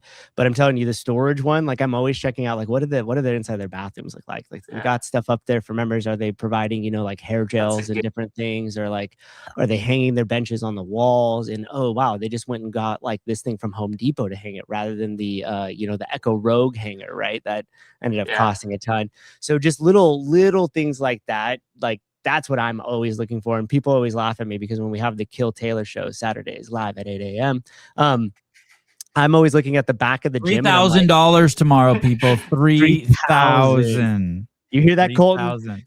And I'm always looking at the back of their gym and I'm like, whoa, did you see how they like, you know, stored this way, or the way that they have that? And so those are the little things that I always love to pull away and kind of see and bring back to my gym here.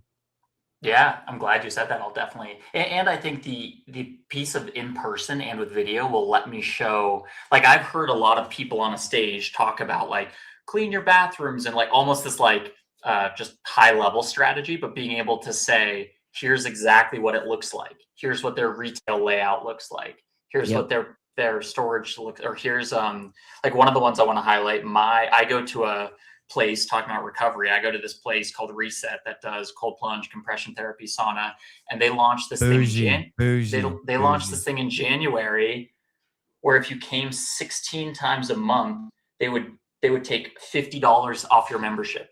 And I was like, I've heard about that concept a lot. I've never seen it executed.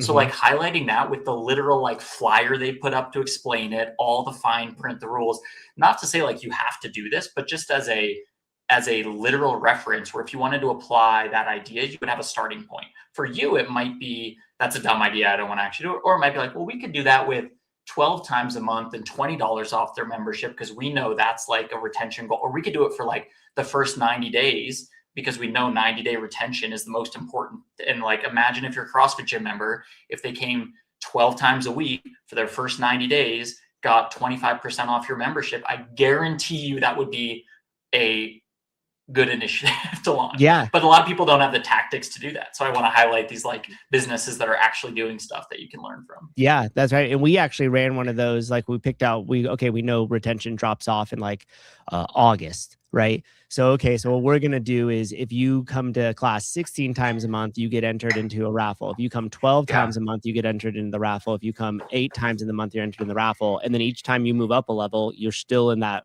raffle from below.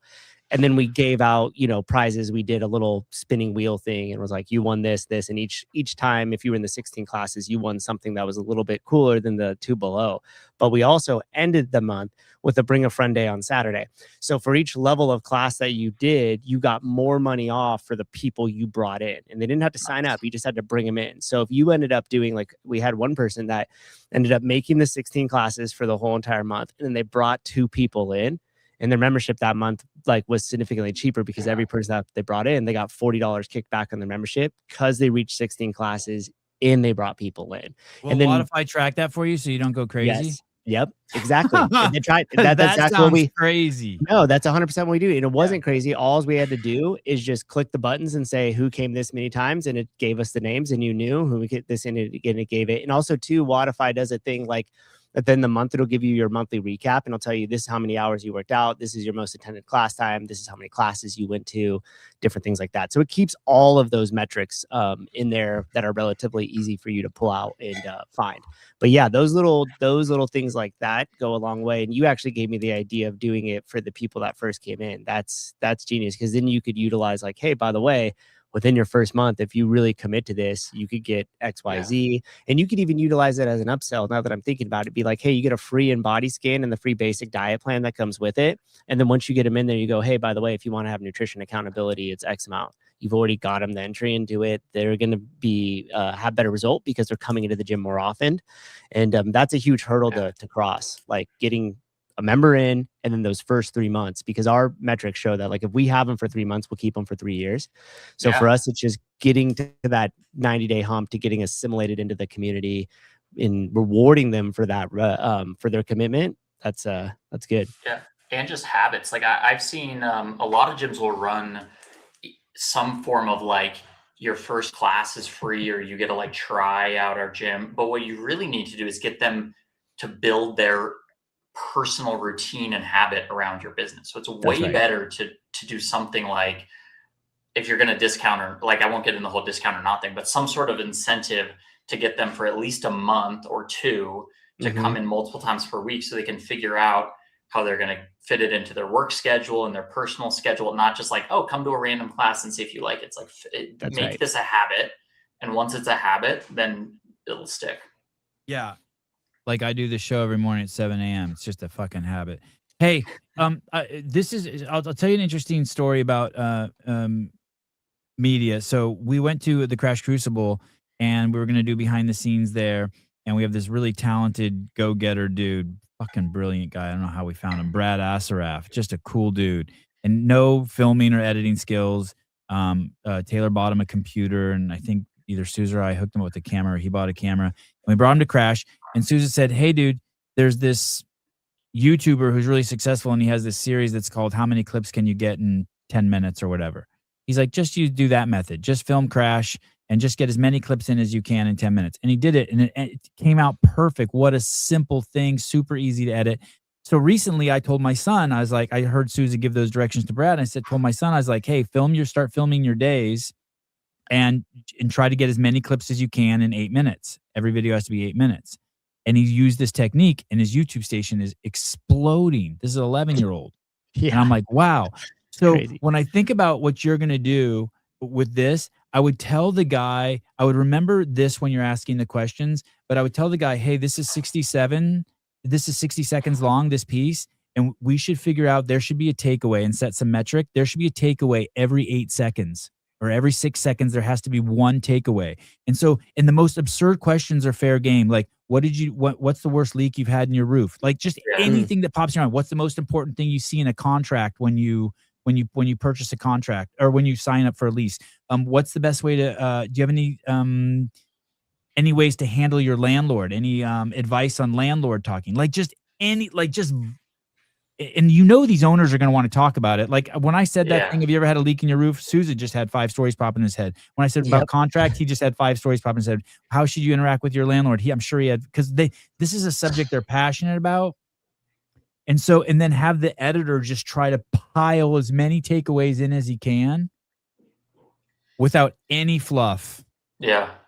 And I think that will be you'll be doing a tremendous service to people. Yeah. And you have the insights that are affecting the owners more than anyone else. You know what I mean? When I ask, I'm asking like superficial questions like, hey, who's the hottest chick in your gym? But that, every 8 seconds. Quick cut to the hottest chick in your gym. Bam. Well, and just as a client, like I can go in and almost use my WODIFY experience, but also just my like client experience in some of these places. So I'll go in, and like my plan isn't to go in during like their lunch break and talk to them. It's to go in and my format, I think they need to be 2 or 3 minute videos that are super fast, but I want to take a class or an appointment, or I want to do the thing and then like talk and share my observations. So I can speak and share like some firsthand observation versus just being like, tell us about what a class is like. I want to be like filming me laying on the floor sweating and being like, that was really good. The way your coach did that one thing during the class really worked for me. Which piece of equipment do you wish you wouldn't have bought? Jerk boxes. Oh, What sorry. was the? Oh my God, Matthew! Your soul has been redeemed. Wow, Matthew. Matthew, turn the corner. Kimberly Kurtzoff discovered the cause of autism. Maha stole it, not recognizing her. Send me a link to that. I want to see that. What do you mean stole it? What do you mean stole it? Who cares? If we can make the world a better place. Just stole it. Stole it. We stole Kill Taylor from Kill Tony. Shh. What, dude? What are you doing? That was totally original idea in logo. We went to the biggest YouTube show on YouTube, biggest live show on YouTube, and we stole their idea. So what? Allegedly. Yeah. Hey, so if anyone's listening and then they're in Denver and wants to be this person to go out and make the show with me, let me know. Oh, you mean like a filmmaker, a video guy, or you mean what do you mean? Yeah. Okay. I gotta hire someone to do it. Oh dang! Oh, I know someone. Oh yeah. Do you think Rios? Yeah. Yeah. Rios would be great. Yeah, Rios would be great. He'll make you look beautiful. That's for sure. I always look handsome as shit. Yeah, he makes us look good. You're gonna look great, Brendan. That's the goal. I'll shoot you his contact. Sweet. Thank you so much for coming on. Thanks for supporting the channel. Thanks for fielding the hard questions. Yeah, man. Thanks for having me. Good to see you guys. Great and, to see you. Yeah, are you going to the games by any chance this year? Yeah, should be there. I think we'll have another. Do you know if they're doing the summit before the games too again? They are. There'll be a coach, Okay, like cool. the coaches Yeah, congress thing. Yeah. Yep. We got some folks going to Wadapalooza coming up. If you guys are going to be there, and then I'll be at the games. All right, brother. Hey, thank you very much. We'll see you there. Thank you. Good luck with the dog. Yeah, thank you. Same to you. Congratulations. And you're welcome to come on anytime and any people. I love these discussions. I think they add a lot of value for people. Yeah, I appreciate it. Thanks, guys. All right. Later, Brendan. Thank you. Back to the grind, Brendan. Get back to work. Back to the meetings. Yeah, there's probably a ton of great shit out there to ask. Like just those obscure things that will lead to stuff like, what's the worst leak you had in your roof? What do you do when your toilet floods? I mean, just, you know what I mean? Just like, yeah. How long before you have your first toilet flood? Have you ever had a toilet backup in your gym? Dude, are you kidding? I've been. Yes. Gosh, a big dude floats out the bathroom door. Dude, at the old gym, I had this is one of the first coaches that I hired to be there, so I wasn't the guy doing 55 classes. And so she was coming in to do the morning class, and I'm like, this is great. Like, I don't have to be up super early or like worry about it. And go, doing stuff and go back up, grab my phone. And there's like 3 missed calls from her. And I'm like, oh, what in the world? So I'm like, hey, what's going on? It's like, hey, there's a problem. There's a little bit of water coming out of the bathroom. And I'm like, oh, okay. Like, did you need me to come down? She's like, yeah, you should probably come down. Like, I'm like, okay. So I go in there and I drive over to the gym. This is at the old building that we were at. And I go down the little hall because I never saw that place, right? I've never seen that place. No, you never saw it. We just rented the warehouse, and it was a big building and had, quite a lot of square feet of office storage. And all the front of it was just, there was nobody in there. The guy was just nice enough to parcel out just the warehouse and rent that out to me. And so I walk through to like where all the cubicles would be set up, normal office looking space. And you go to like where the bathroom is, and it's like 2 inches of water, 10 feet outside of the bathroom. Like, I haven't even opened the bathroom doors yet. Oh God, I want to throw up. And I was Did it have a scent? Did it have a scent? Gosh, no. Luckily, what had happened was somebody had used the bathroom leaving the 5:30 a.m. class. So from 6:30 a.m. until she got in there to open up for like 8 a.m. So it'd been like an hour, plus. She probably got about 50 minutes before the class or so. It was just flooding. So whoever flushed that last bit of the toilet flushed it, but then it just kept running, came out of the toilet and just kept running for the next hour and a half. Now, luckily, it was all just like water. Like, it wasn't like gross, like sewage water. But man, that was awful. And at that time too, you're like, oh, call a plumber, fix it. It's like, dude, I had no money. I could have called a plumber. Right. So I had to shut the water off, plunge out. There's something every owner should know. There's something for his video. Every owner and every employee at a gym should know how to shut off the water. Yes. So immediately shut off the water and then pulled shut off the water. So got that handled. Then I took like a squeegee style like mop thing, pushed all the water out into like one spot, like out in front of it. And then I pulled the filter off my shop vac, emptied the shop vac, and then pumped the water out with the shop vac. Oh, wow. And then just when they would fill up, I would just dump it and dump it and dump it, and then just pumped all of it out. And then once I got it down to just a smaller amount, I pushed it all into the corners, did that. Then I plunged the toilet, and it turned out that there was like someone threw like a newspaper or something in there. So then cleaned that out, then flushed it, and a couple hours later, it was all taken care of. There are probably like some dream things you could have in your gym. Like having a washer and dryer in your gym would be nice, huh? It Not needed, but it'd be nice.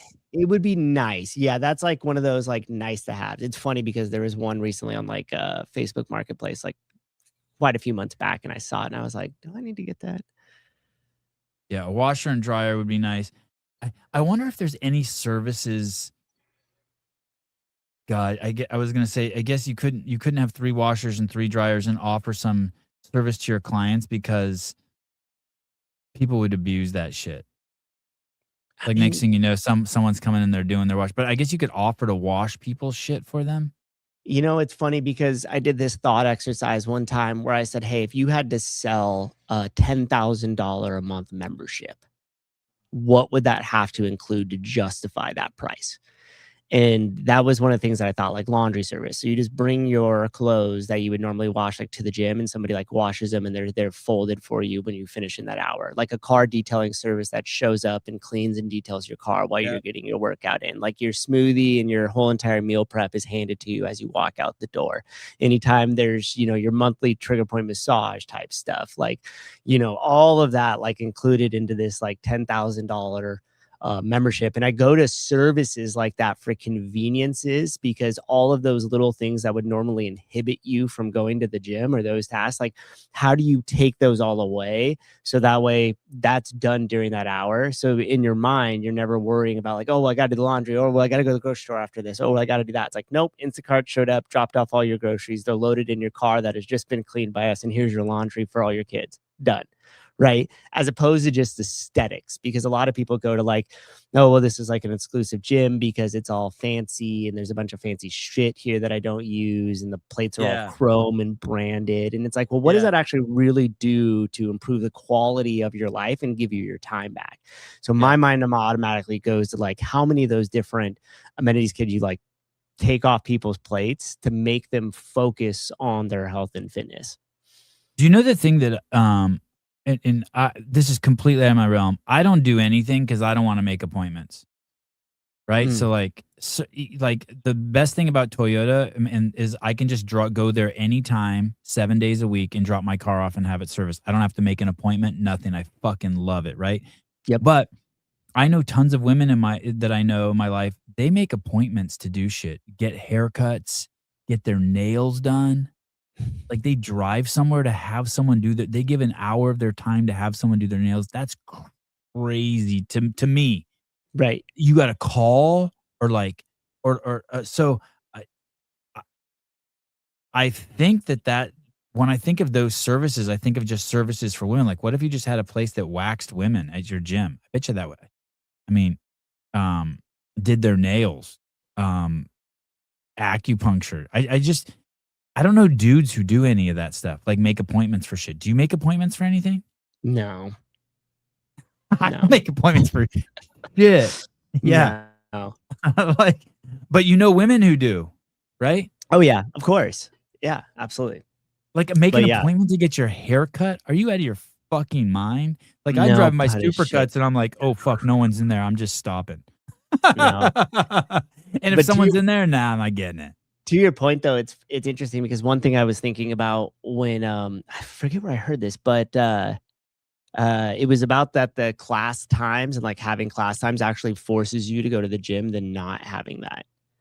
Because you could constantly like put off like, oh, I'm gonna work out at 4. 4 comes and goes. I'm going to work out at 4:30 or 5. Now it's too late, as opposed to like if you have a class time that you have to like show up to, which is different than having to He call said and that make an habit. appointment. Yeah. But For some yeah. people, I totally get that with working out. And if you have a life like my life is, I feel like I'm just putting out fires all day. So if I see a window opening up, I just run into my garage and work out. That's how I do it. Yeah. Yeah. But I totally get it if you're a person who has a pretty strict schedule and then you need to get in the habit. I mean, I used to love going to the Globo gym just to look at people, and I would go every single day at the same time every day.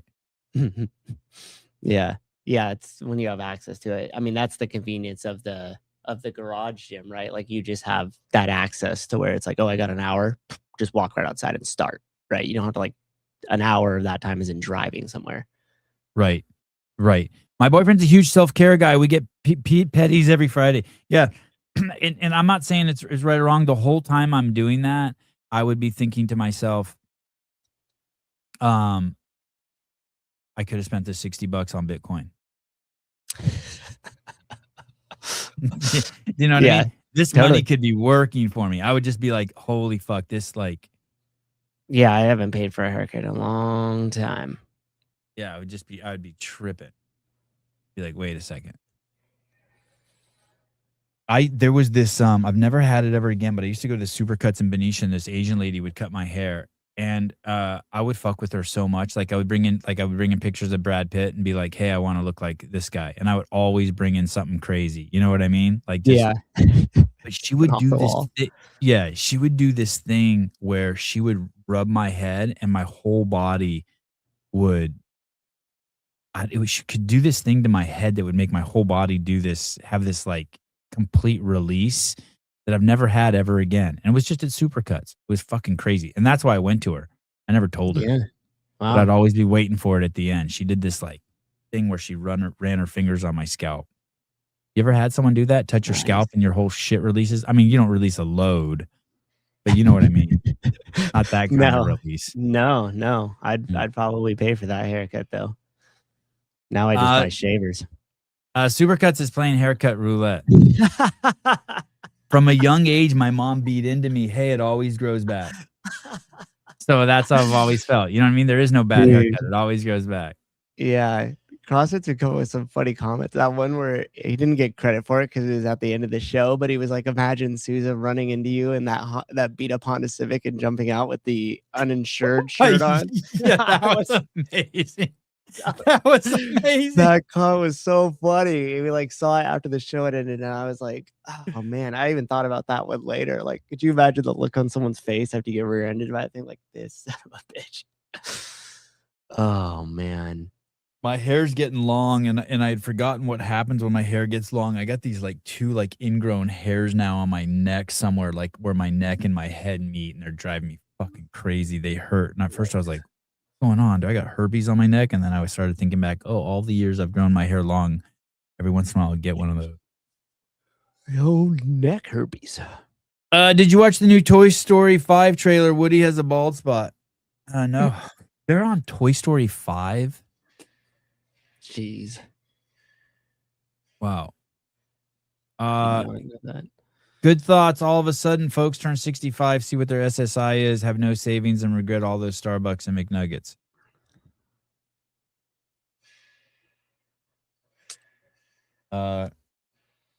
It is way more fun if you instead of going to Starbucks, you drop $5 into Robinhood. You'll have way more fun.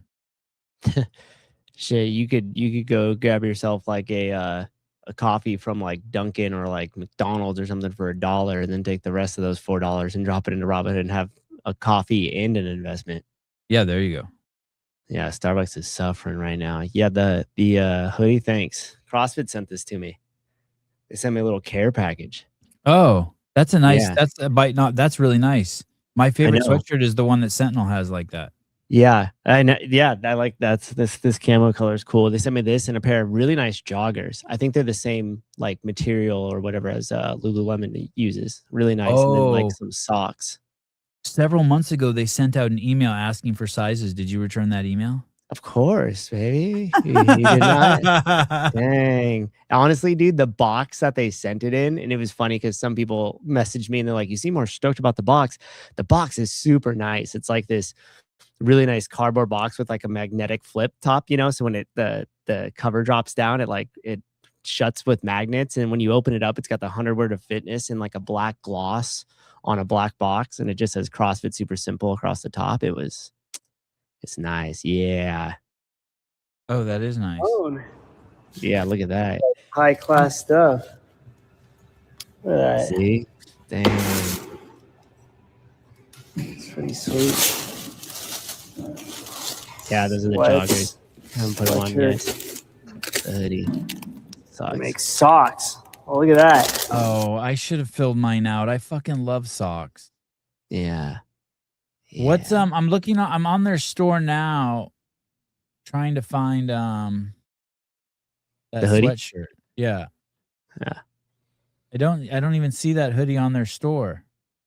It is. It's probably just like you got to go to the sweatshirt and then select the different color options and scroll through like to the camos. They have a couple different types of sweatshirts on there. They got some nice stuff. Like I went and checked out the store afterwards and I was like, damn, they got CrossFit's up in their apparel game. Hey, they have a flannel. I need a flannel. I want a flannel with a hoodie. I don't see a men sweatshirts and hoodies. Bro, I don't see it, bro. Nah, I'm not sure it is. I just remembered I gotta jump. I got a meeting. Just got reminded of with WODIFY, actually. I don't know if that I don't see that hoodie available. Maybe it's no, they're not going to sell you something they're not going to send you something that's a one-off. No, I don't think so. Hey, I don't think they should have used this picture right here. Look at this. Look at the wedge right in his butt. This guy. Accentuated. Yeah, they did him dirty. Let me see if he got the no. Yeah. Side shot. Nice. God, that guy looks like he's never seen the sun. Dude, what are you talking about? The sweatshirts are right here. Oh, really? Yeah. Go scroll up Mm-hmm. all the way up to the top so we can see the buttons there. And then go to like men's like sweatshirts. I can't see your screen. I did See it? sweatshirt. Oh, I did Sweatshirts, hoodies. Yeah. Yeah. Click it. Yeah. Scroll down. Oh. Boom. Where? Oh, well, Caleb pulled that up. Sorry. Your screen. Oh, I don't have that on mine. Yeah, Oh, yeah, yes, it's right way there. down See at the right bottom. there, Right down at the man. bottom. Come on, Okay. man. The other camo one was cool too. I got the duck camo one because I like that sentinel one.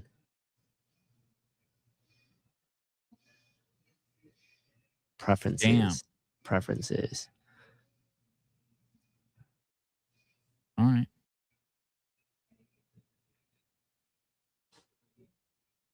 They got Chase Ingram modeling some shit.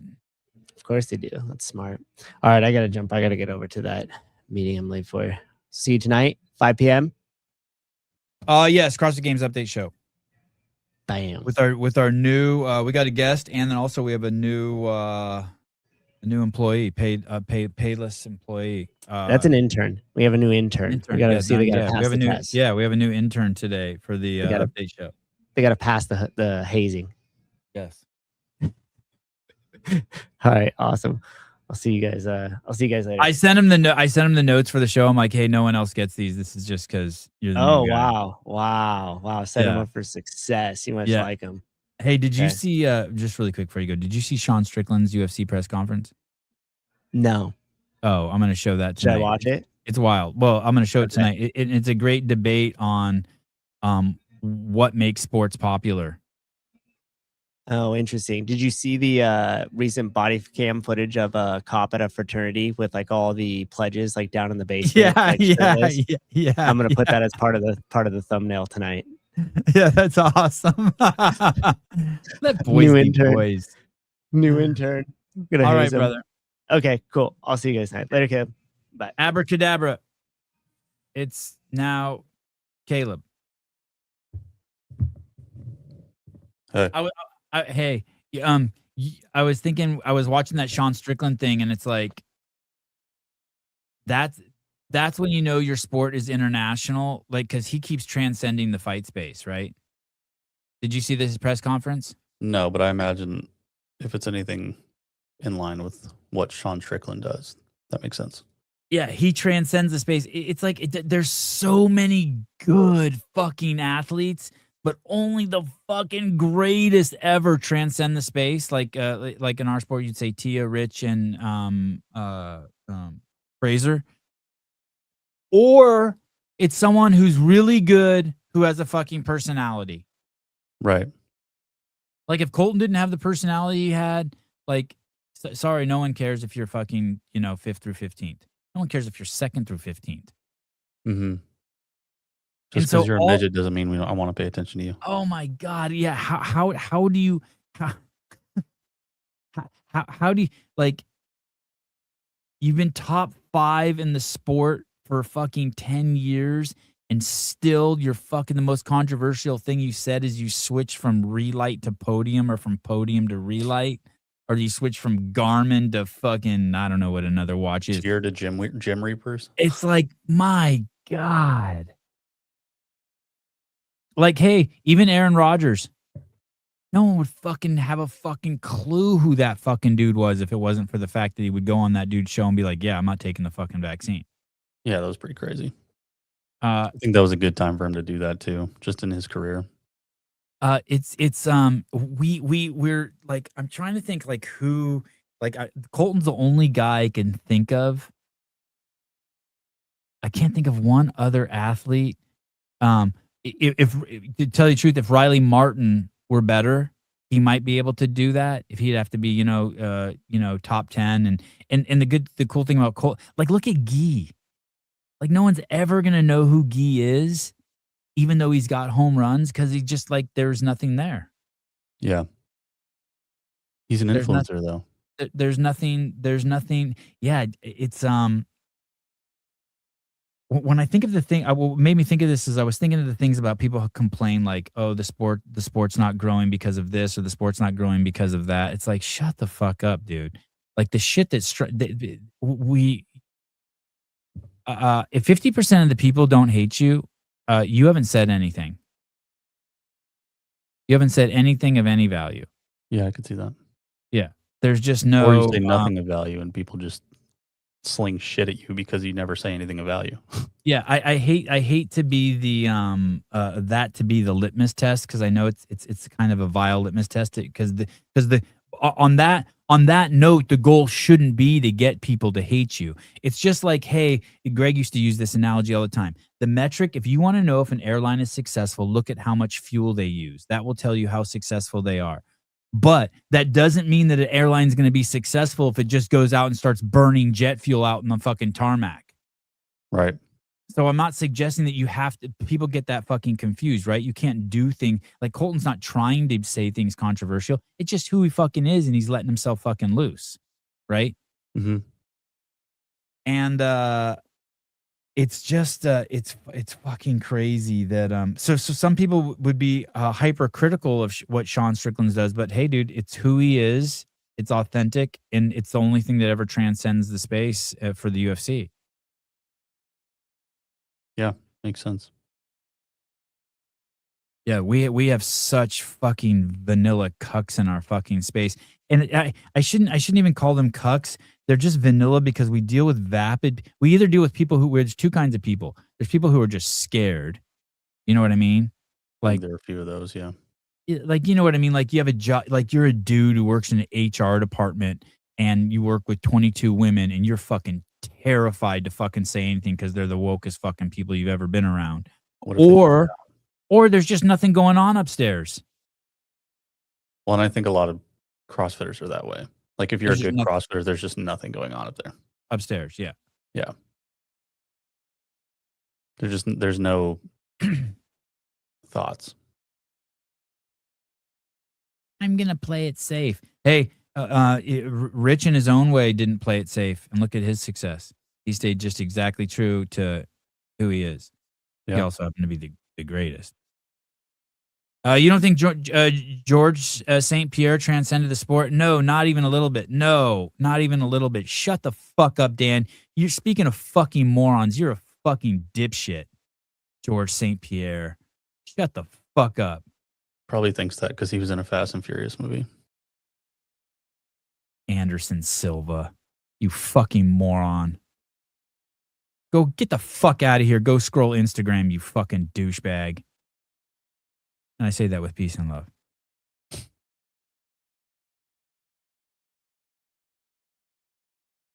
I didn't even know who George St. Pierre was until I started watching the UFC. And I didn't know who Anderson Silva was till I started watching the UFC. But you knew who John Jones was, I bet. I'd already started watching the UFC, but yeah, John Jones through like, you mean people know who he is. You mean like through his cocaine and through the animosity, yeah. And people know who Sean Strickland is, and even you don't have to do crazy shit like that. Everyone knows who like Tim Tebow. Did he even ever play in the NFL? But everyone knew who he was because he was like, hey, I'm against abortion. I love God. It's like, oh my God. I can't believe he said that. It's crazy. Aaron Rodgers didn't want to take government mandated drugs, and it's like he fucking skyrocketed him onto the scene. Yeah. Tim Tebow's still kind of out there now just because of his, like he was on Sean Ryan talking about chasing child predators. Oh, So there you go. Yeah. Now he's like, I mean, that's part of his. Yeah. Barkley. Thing. Charles Barkley. Another one. Transcended the space because he actually fucking had some opinions on shit. Transcended the space because he's got no love for Atlanta women. Say that again. What? You haven't heard this? Charles Barkley always talks about how he has no love for women, like the women of Atlanta. Oh, if you were a female in Atlanta, he just does not care for them. Yeah. And he used to talk about it on the NBA on TNT all the time. God, he's so good. Yeah, he's a trip. I miss the desk shows with all those guys. Shaq and Charles Barkley together was just so fucking funny. They don't do any of that anymore? No, NBA's not on TNT anymore. I don't think. Yeah, they were for some reason. They were kind of who's the guy McAfee? Sean McAfee, the podcaster who went to ESPN. He's cool. Oh, Pat McAfee. Pat McAfee. Yeah, whenever I watch his shit, I'm like, this is cool. But they were kind of like doing his shtick before he was doing his shtick. Like they would get out there a little bit. And that's like the new wave. It's like Barstool. Like Barstool is making its way into like mainstream sports. Yeah. Which is really cool. Because I mean Pat McAfee is hilarious and that whole crew of people make really good stuff. Like they'll be on ESPN for a couple hours in the morning and then they'll go to YouTube and just be on YouTube. And then that's when they start talking shit. Black men been voting Democrat for 50 years. What have they done for us? Chuck Barkley. Yeah. Imagine being so stupid and thinking Stephen A. Smith is bad for fucking ESPN. Oh. That's the predominant mindset in the CrossFit space. Yeah. It's crazy, isn't it? Yeah. Like they want to be treated like NFL players, but NFL players get treated. I shouldn't say it's the predominant mindset, not by the fans, but by the people who get 9 views.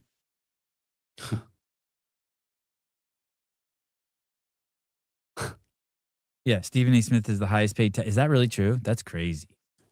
Let's see. Yeah, man, whether you like him or don't like him, man, he is fucking good, and that dude can talk. That mouth of his is... That thing's on nitrous.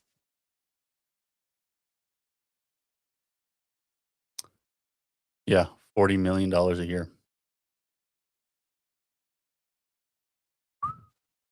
And people talking about him running for president. Stephen A. Smith. Yeah. Dude. Yeah, like legitimate. Hey, dude, who would he run against? Kamala and AOC? Tom Brady makes me uncomfortable when he commentates. Tom Brady makes me a little uncomfortable anyway. You know who is... He touches my gay bone.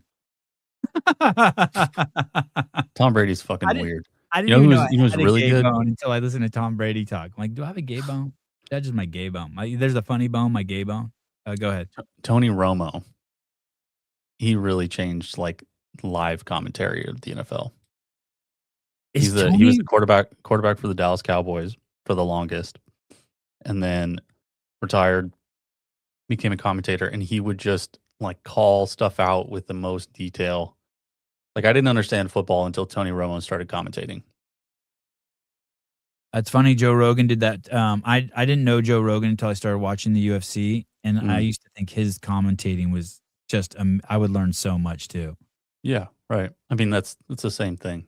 Like if you have somebody who has just so much knowledge and background and experience in the sport commentating that stuff, it's awesome. But I don't know. You have guys that just have grown up commentating from low level college sports all the way up into Fox. You're like, you never played.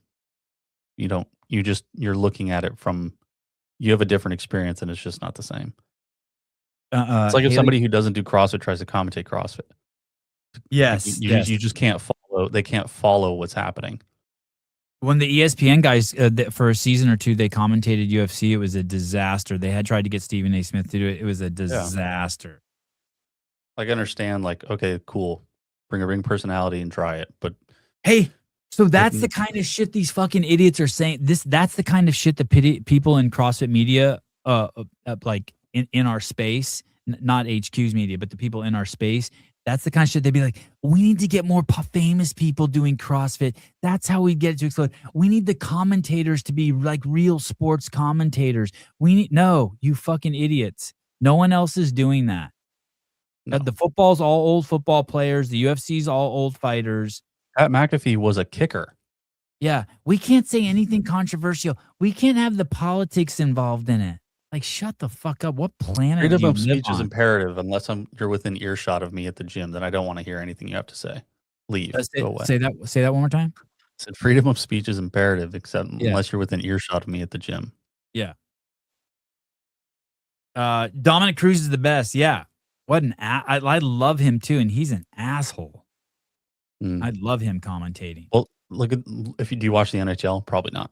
But No. in the NHL, they have a lot of I think they've like probably 3 or 4 of the 5 desk show people are prior hockey players.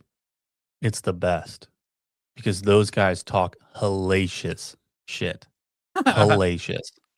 And so you just have them talking about how they got into fights with that one guy. Like they were in the league like recently. And so they go on and they just start, they're like, oh yeah, I got in a fight with fucking Sidney Crosby one time and I never wanted to fight him again. Like just stuff like that. And I mean, it's great. It's awesome. You need that. Besides the DEI push, putting refs in booth to talk is one of the worst moves the NFL has made. Refs in booth? Oh, I didn't know refs in booth. Oh. Like whenever there's like a penalty or something, they're like, hey, let's go to our rules guy. And they go to the rules guy, which is some old referee that is now a commentator who knows the rules of football. Oh, I've never seen that. I haven't seen that. I watch football for a couple For sure years you now. have. For sure you have. Yeah.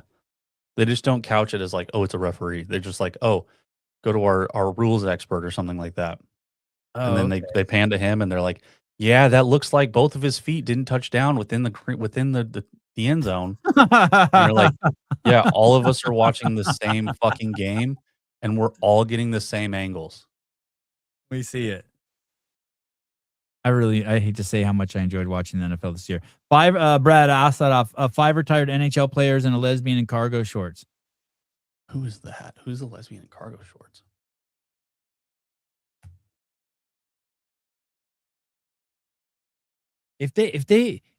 Lesbians have a spot in sports if they're gonna play up that role too, like in sports commentating, play up that role. Hate all the proper shit. Lauren Gardner.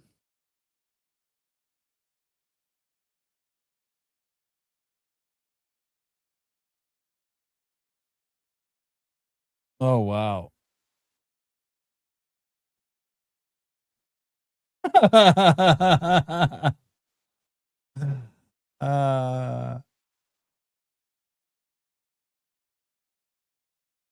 Oh my God. Are you seeing this thread? Oh yeah. It's bad. It's bad. Hellacious shit. Hellacious.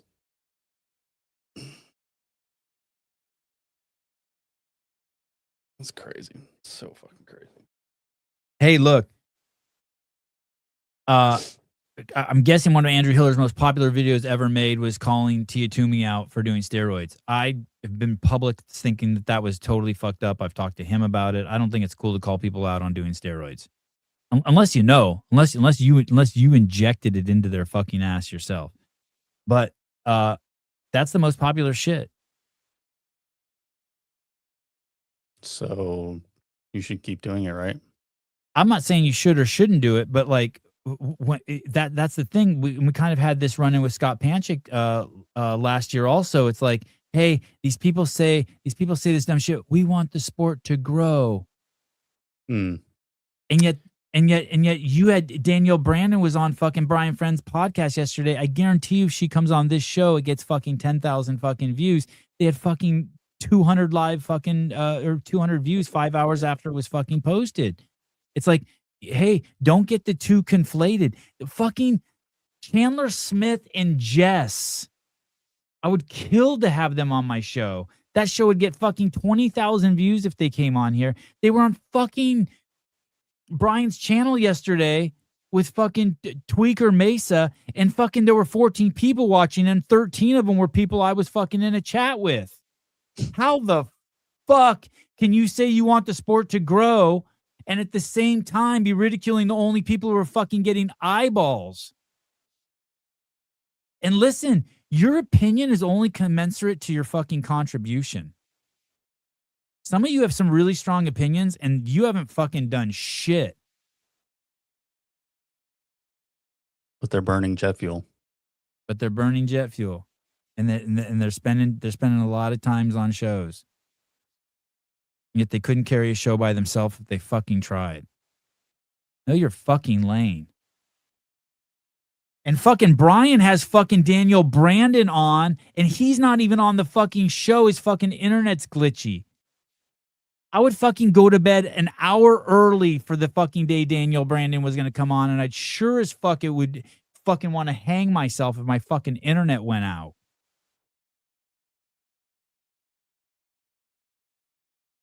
And you're fucking and you're worried about what other fucking people are saying. You can't even fucking be there for fucking the biggest star in the fucking space.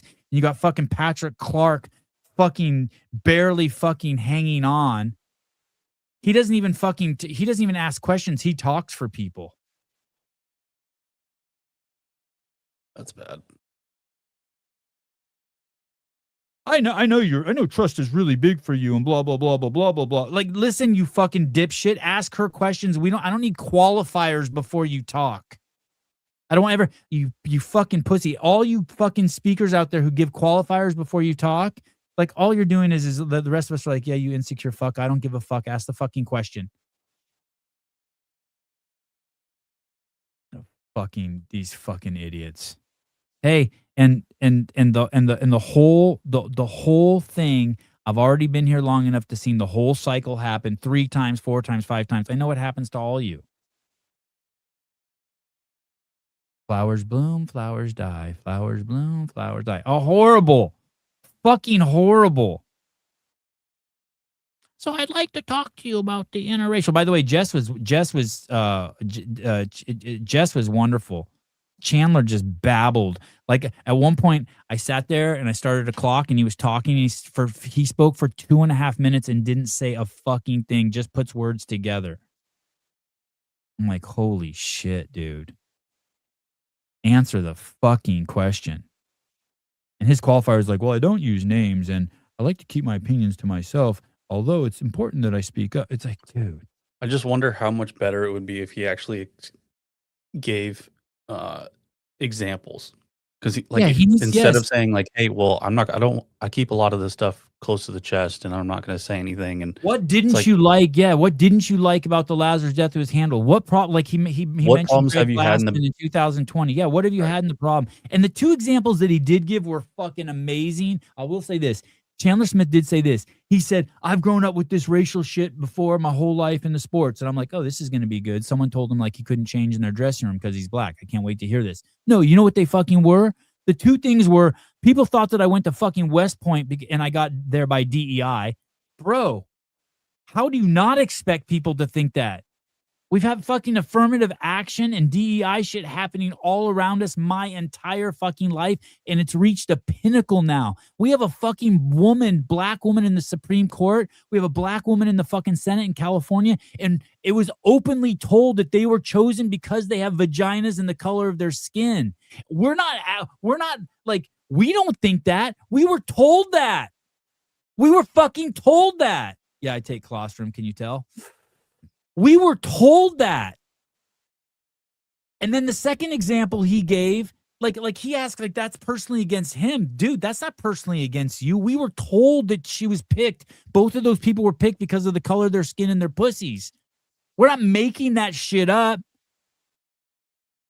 And the second thing he said is that black guys, people never thought when I wrestled that my engine would last past the third round or something like that. The third minute, I forget, the third quarter, whatever the fucking sport he played. It's like, yo, dude, that's a perfectly standard stereotype in sports. It's totally fine. It's not just black dudes. It's really fucking over muscular dudes. Dalton Rosta, Chad, what's his name? What's the guy's name I'm talking about? Chad Smith. What's the black CrossFit athlete's name I was just talking about just now? Chandler Smith. No one expects you to have an engine with all of that muscle, and it's very typical for fucking big buff black guys to blow out early. Either get him in the first round, you're doing Derek Lewis. Not everyone's Jared Cannonier and can last all the rounds. It's okay. Those were like horrible examples. I mean, they were good examples in the sense that, like, okay, at least you had some examples, but like, dude, like, Ferraris are fast. Like, so what? Black and white men aren't created equal. Asians aren't created equal. How come there's no fucking Asian CrossFit Games athletes? Except for Pool Boy. I mean, it was just fucking insane. Like, when he said that, Mesa or the other girl should have been like, the big cat girl should have been like, yo, motherfucker, that shit's true. What are you talking about? She also said, so well spoken. And I felt like, yes, I heard that and I was like, I'm like, doesn't that usually followed up by like, oh, it was so well spoken for a black man or for like a black person? Yes, that was, so that's someone had a microaggression on Chandler. You're like, not in our group. In our group, you're allowed to tell black people or white people or Asian people, hey, very well spoken, or hey, you talk like shit. Yeah. She told Chandler you were very well spoken. It's like microaggression. I seen it in the woke handbook. I mean, that's how it would be perceived, I guess. But like, Patrick Clark is gay. I think so too. Oh, you think so? I mean, I think so. That's touches my gay bone. When I close my eyes, I see him turning tricks. All right. I think at one point it was Jess said something like, yeah, I don't argue anything with you. I just like to sit and listen or something like that. It's like, isn't that the point of the relationship with somebody in any regard, is to discuss like the thought processes with each other? Like, you want to be open with the other person and be able to be like, okay, I'm going to challenge you, but it's not because I'm being indignant to you. I'm doing it so that I can better understand you and you can better understand where I come from, and maybe we come to a common ground. I'm not trying to attack you. I like this relationship should be secure enough that we can have this discussion openly, and you can teach me what you're trying to say and I can teach you what I'm trying to say, and then we go together as one. It's not about being it's not a shot at anybody's ego. You should be able to have that discussion. Like, if me and my wife are having a conversation about something that we don't agree on, I want to hear her point of view, and I'm going to give her my point of view, and maybe we come to a common ground. Yeah. But this whole like, oh well, I don't want to make you mad, so I'm just not going to say anything. That's not marriage. That's not friendship. That's not anything. That's completely divisive. That's how you treat the checker. That's how you treat the checker at Safeway. They smell and you don't say anything to them just because. Yeah. My bagger has Down syndrome. What do you think I'm going to say? Oh, you bagged my shit wrong. Yeah. I'm not going to say that to them because that is that relationship. If I want to have a personal, very close, intimate relationship with somebody, we're going to openly discuss whatever the fuck it is I have a problem with. And she admitted that they don't do that. It's like, that's not marriage. The high point for me was when she said, hey, it's not necessary to take 3 pair of underwear for every day, even though she does it. And I do that too. I'm obsessed. I always take shit tons of extra underwear. And they have these pants and not have underwear. Yeah, and they have these compression bags, by the way, where you can put your clothes in it and then you do a double zipper on it and it pulls everything really tight. You can bring tons of shit if you use it. The thing that really that was pretty funny, the thing that summed up those two ladies and that podcast and Jess and Chandler for me was at the very end when they were complaining about the cost of flying and bringing and paying extra for bags. I was like, you fucking socialist. They're like, it's totally not cool that they charge you when you bring extra weight or blah. I was like, oh my God. Dude, he's like, they don't realize. Drive then. Like Drive. That's your whole personality and it oozes off you at all times. Like you just summed it up. Take a Greyhound.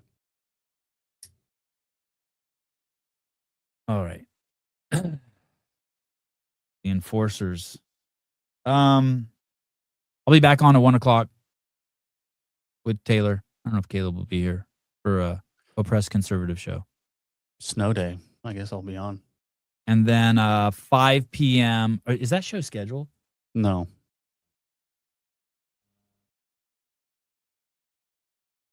Taylor, are we doing a show at 1 p.m.? And then 5 p.m. for the CrossFit Games update show. Yeah, I don't mind them. I don't mind surface level people either. Hey, I want to thank I want to thank them for doing the show because I watched like I still enjoyed it. I was very stimulated by it and I enjoyed it. So I want to thank them for doing the show. I left the Daniel Brandon interview after about 40 minutes because the Big Cat show started. So I switched to that and I listened to that whole thing. And I hadn't watched one of their shows in a long time, and it was good. I was totally stimulated by it. It was definitely better than the Daniel Brandon interview. That thing was just secondhand embarrassment time. And so thank you. I mean, I enjoyed my time. I wasn't like the Daniel Brandon interview. I should stop calling it that. The Be Friendly Patrick Clark interview. I felt like after 40 minutes, and I was listening to it at 2 times speed. I was like, fuck. This is getting to be like kind of like a waste of time because I was looking for stuff to play for the CrossFit Games update show. But I did really enjoy the Mason Big Cat show. So as critical as I am of it, I enjoyed it. I was stimulated. It was good. So it gave me insights into the people, not because of what they said, but what they didn't say.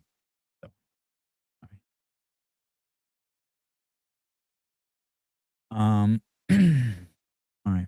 Love you guys. See you later. Caleb, thanks for coming on. Good to see you. Thanks for running the back end. Talk to you guys later.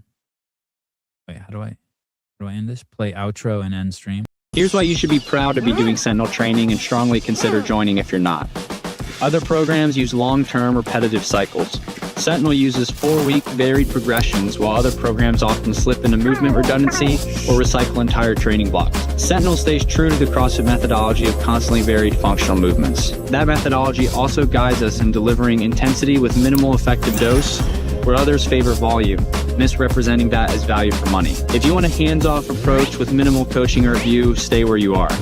If you want level 3 trainers who care about your progress and test the workouts for you, reviewing your videos, offering coaching and feedback, then you need us. You need Sentinel Training. Start your free trial at trainsentinel.com.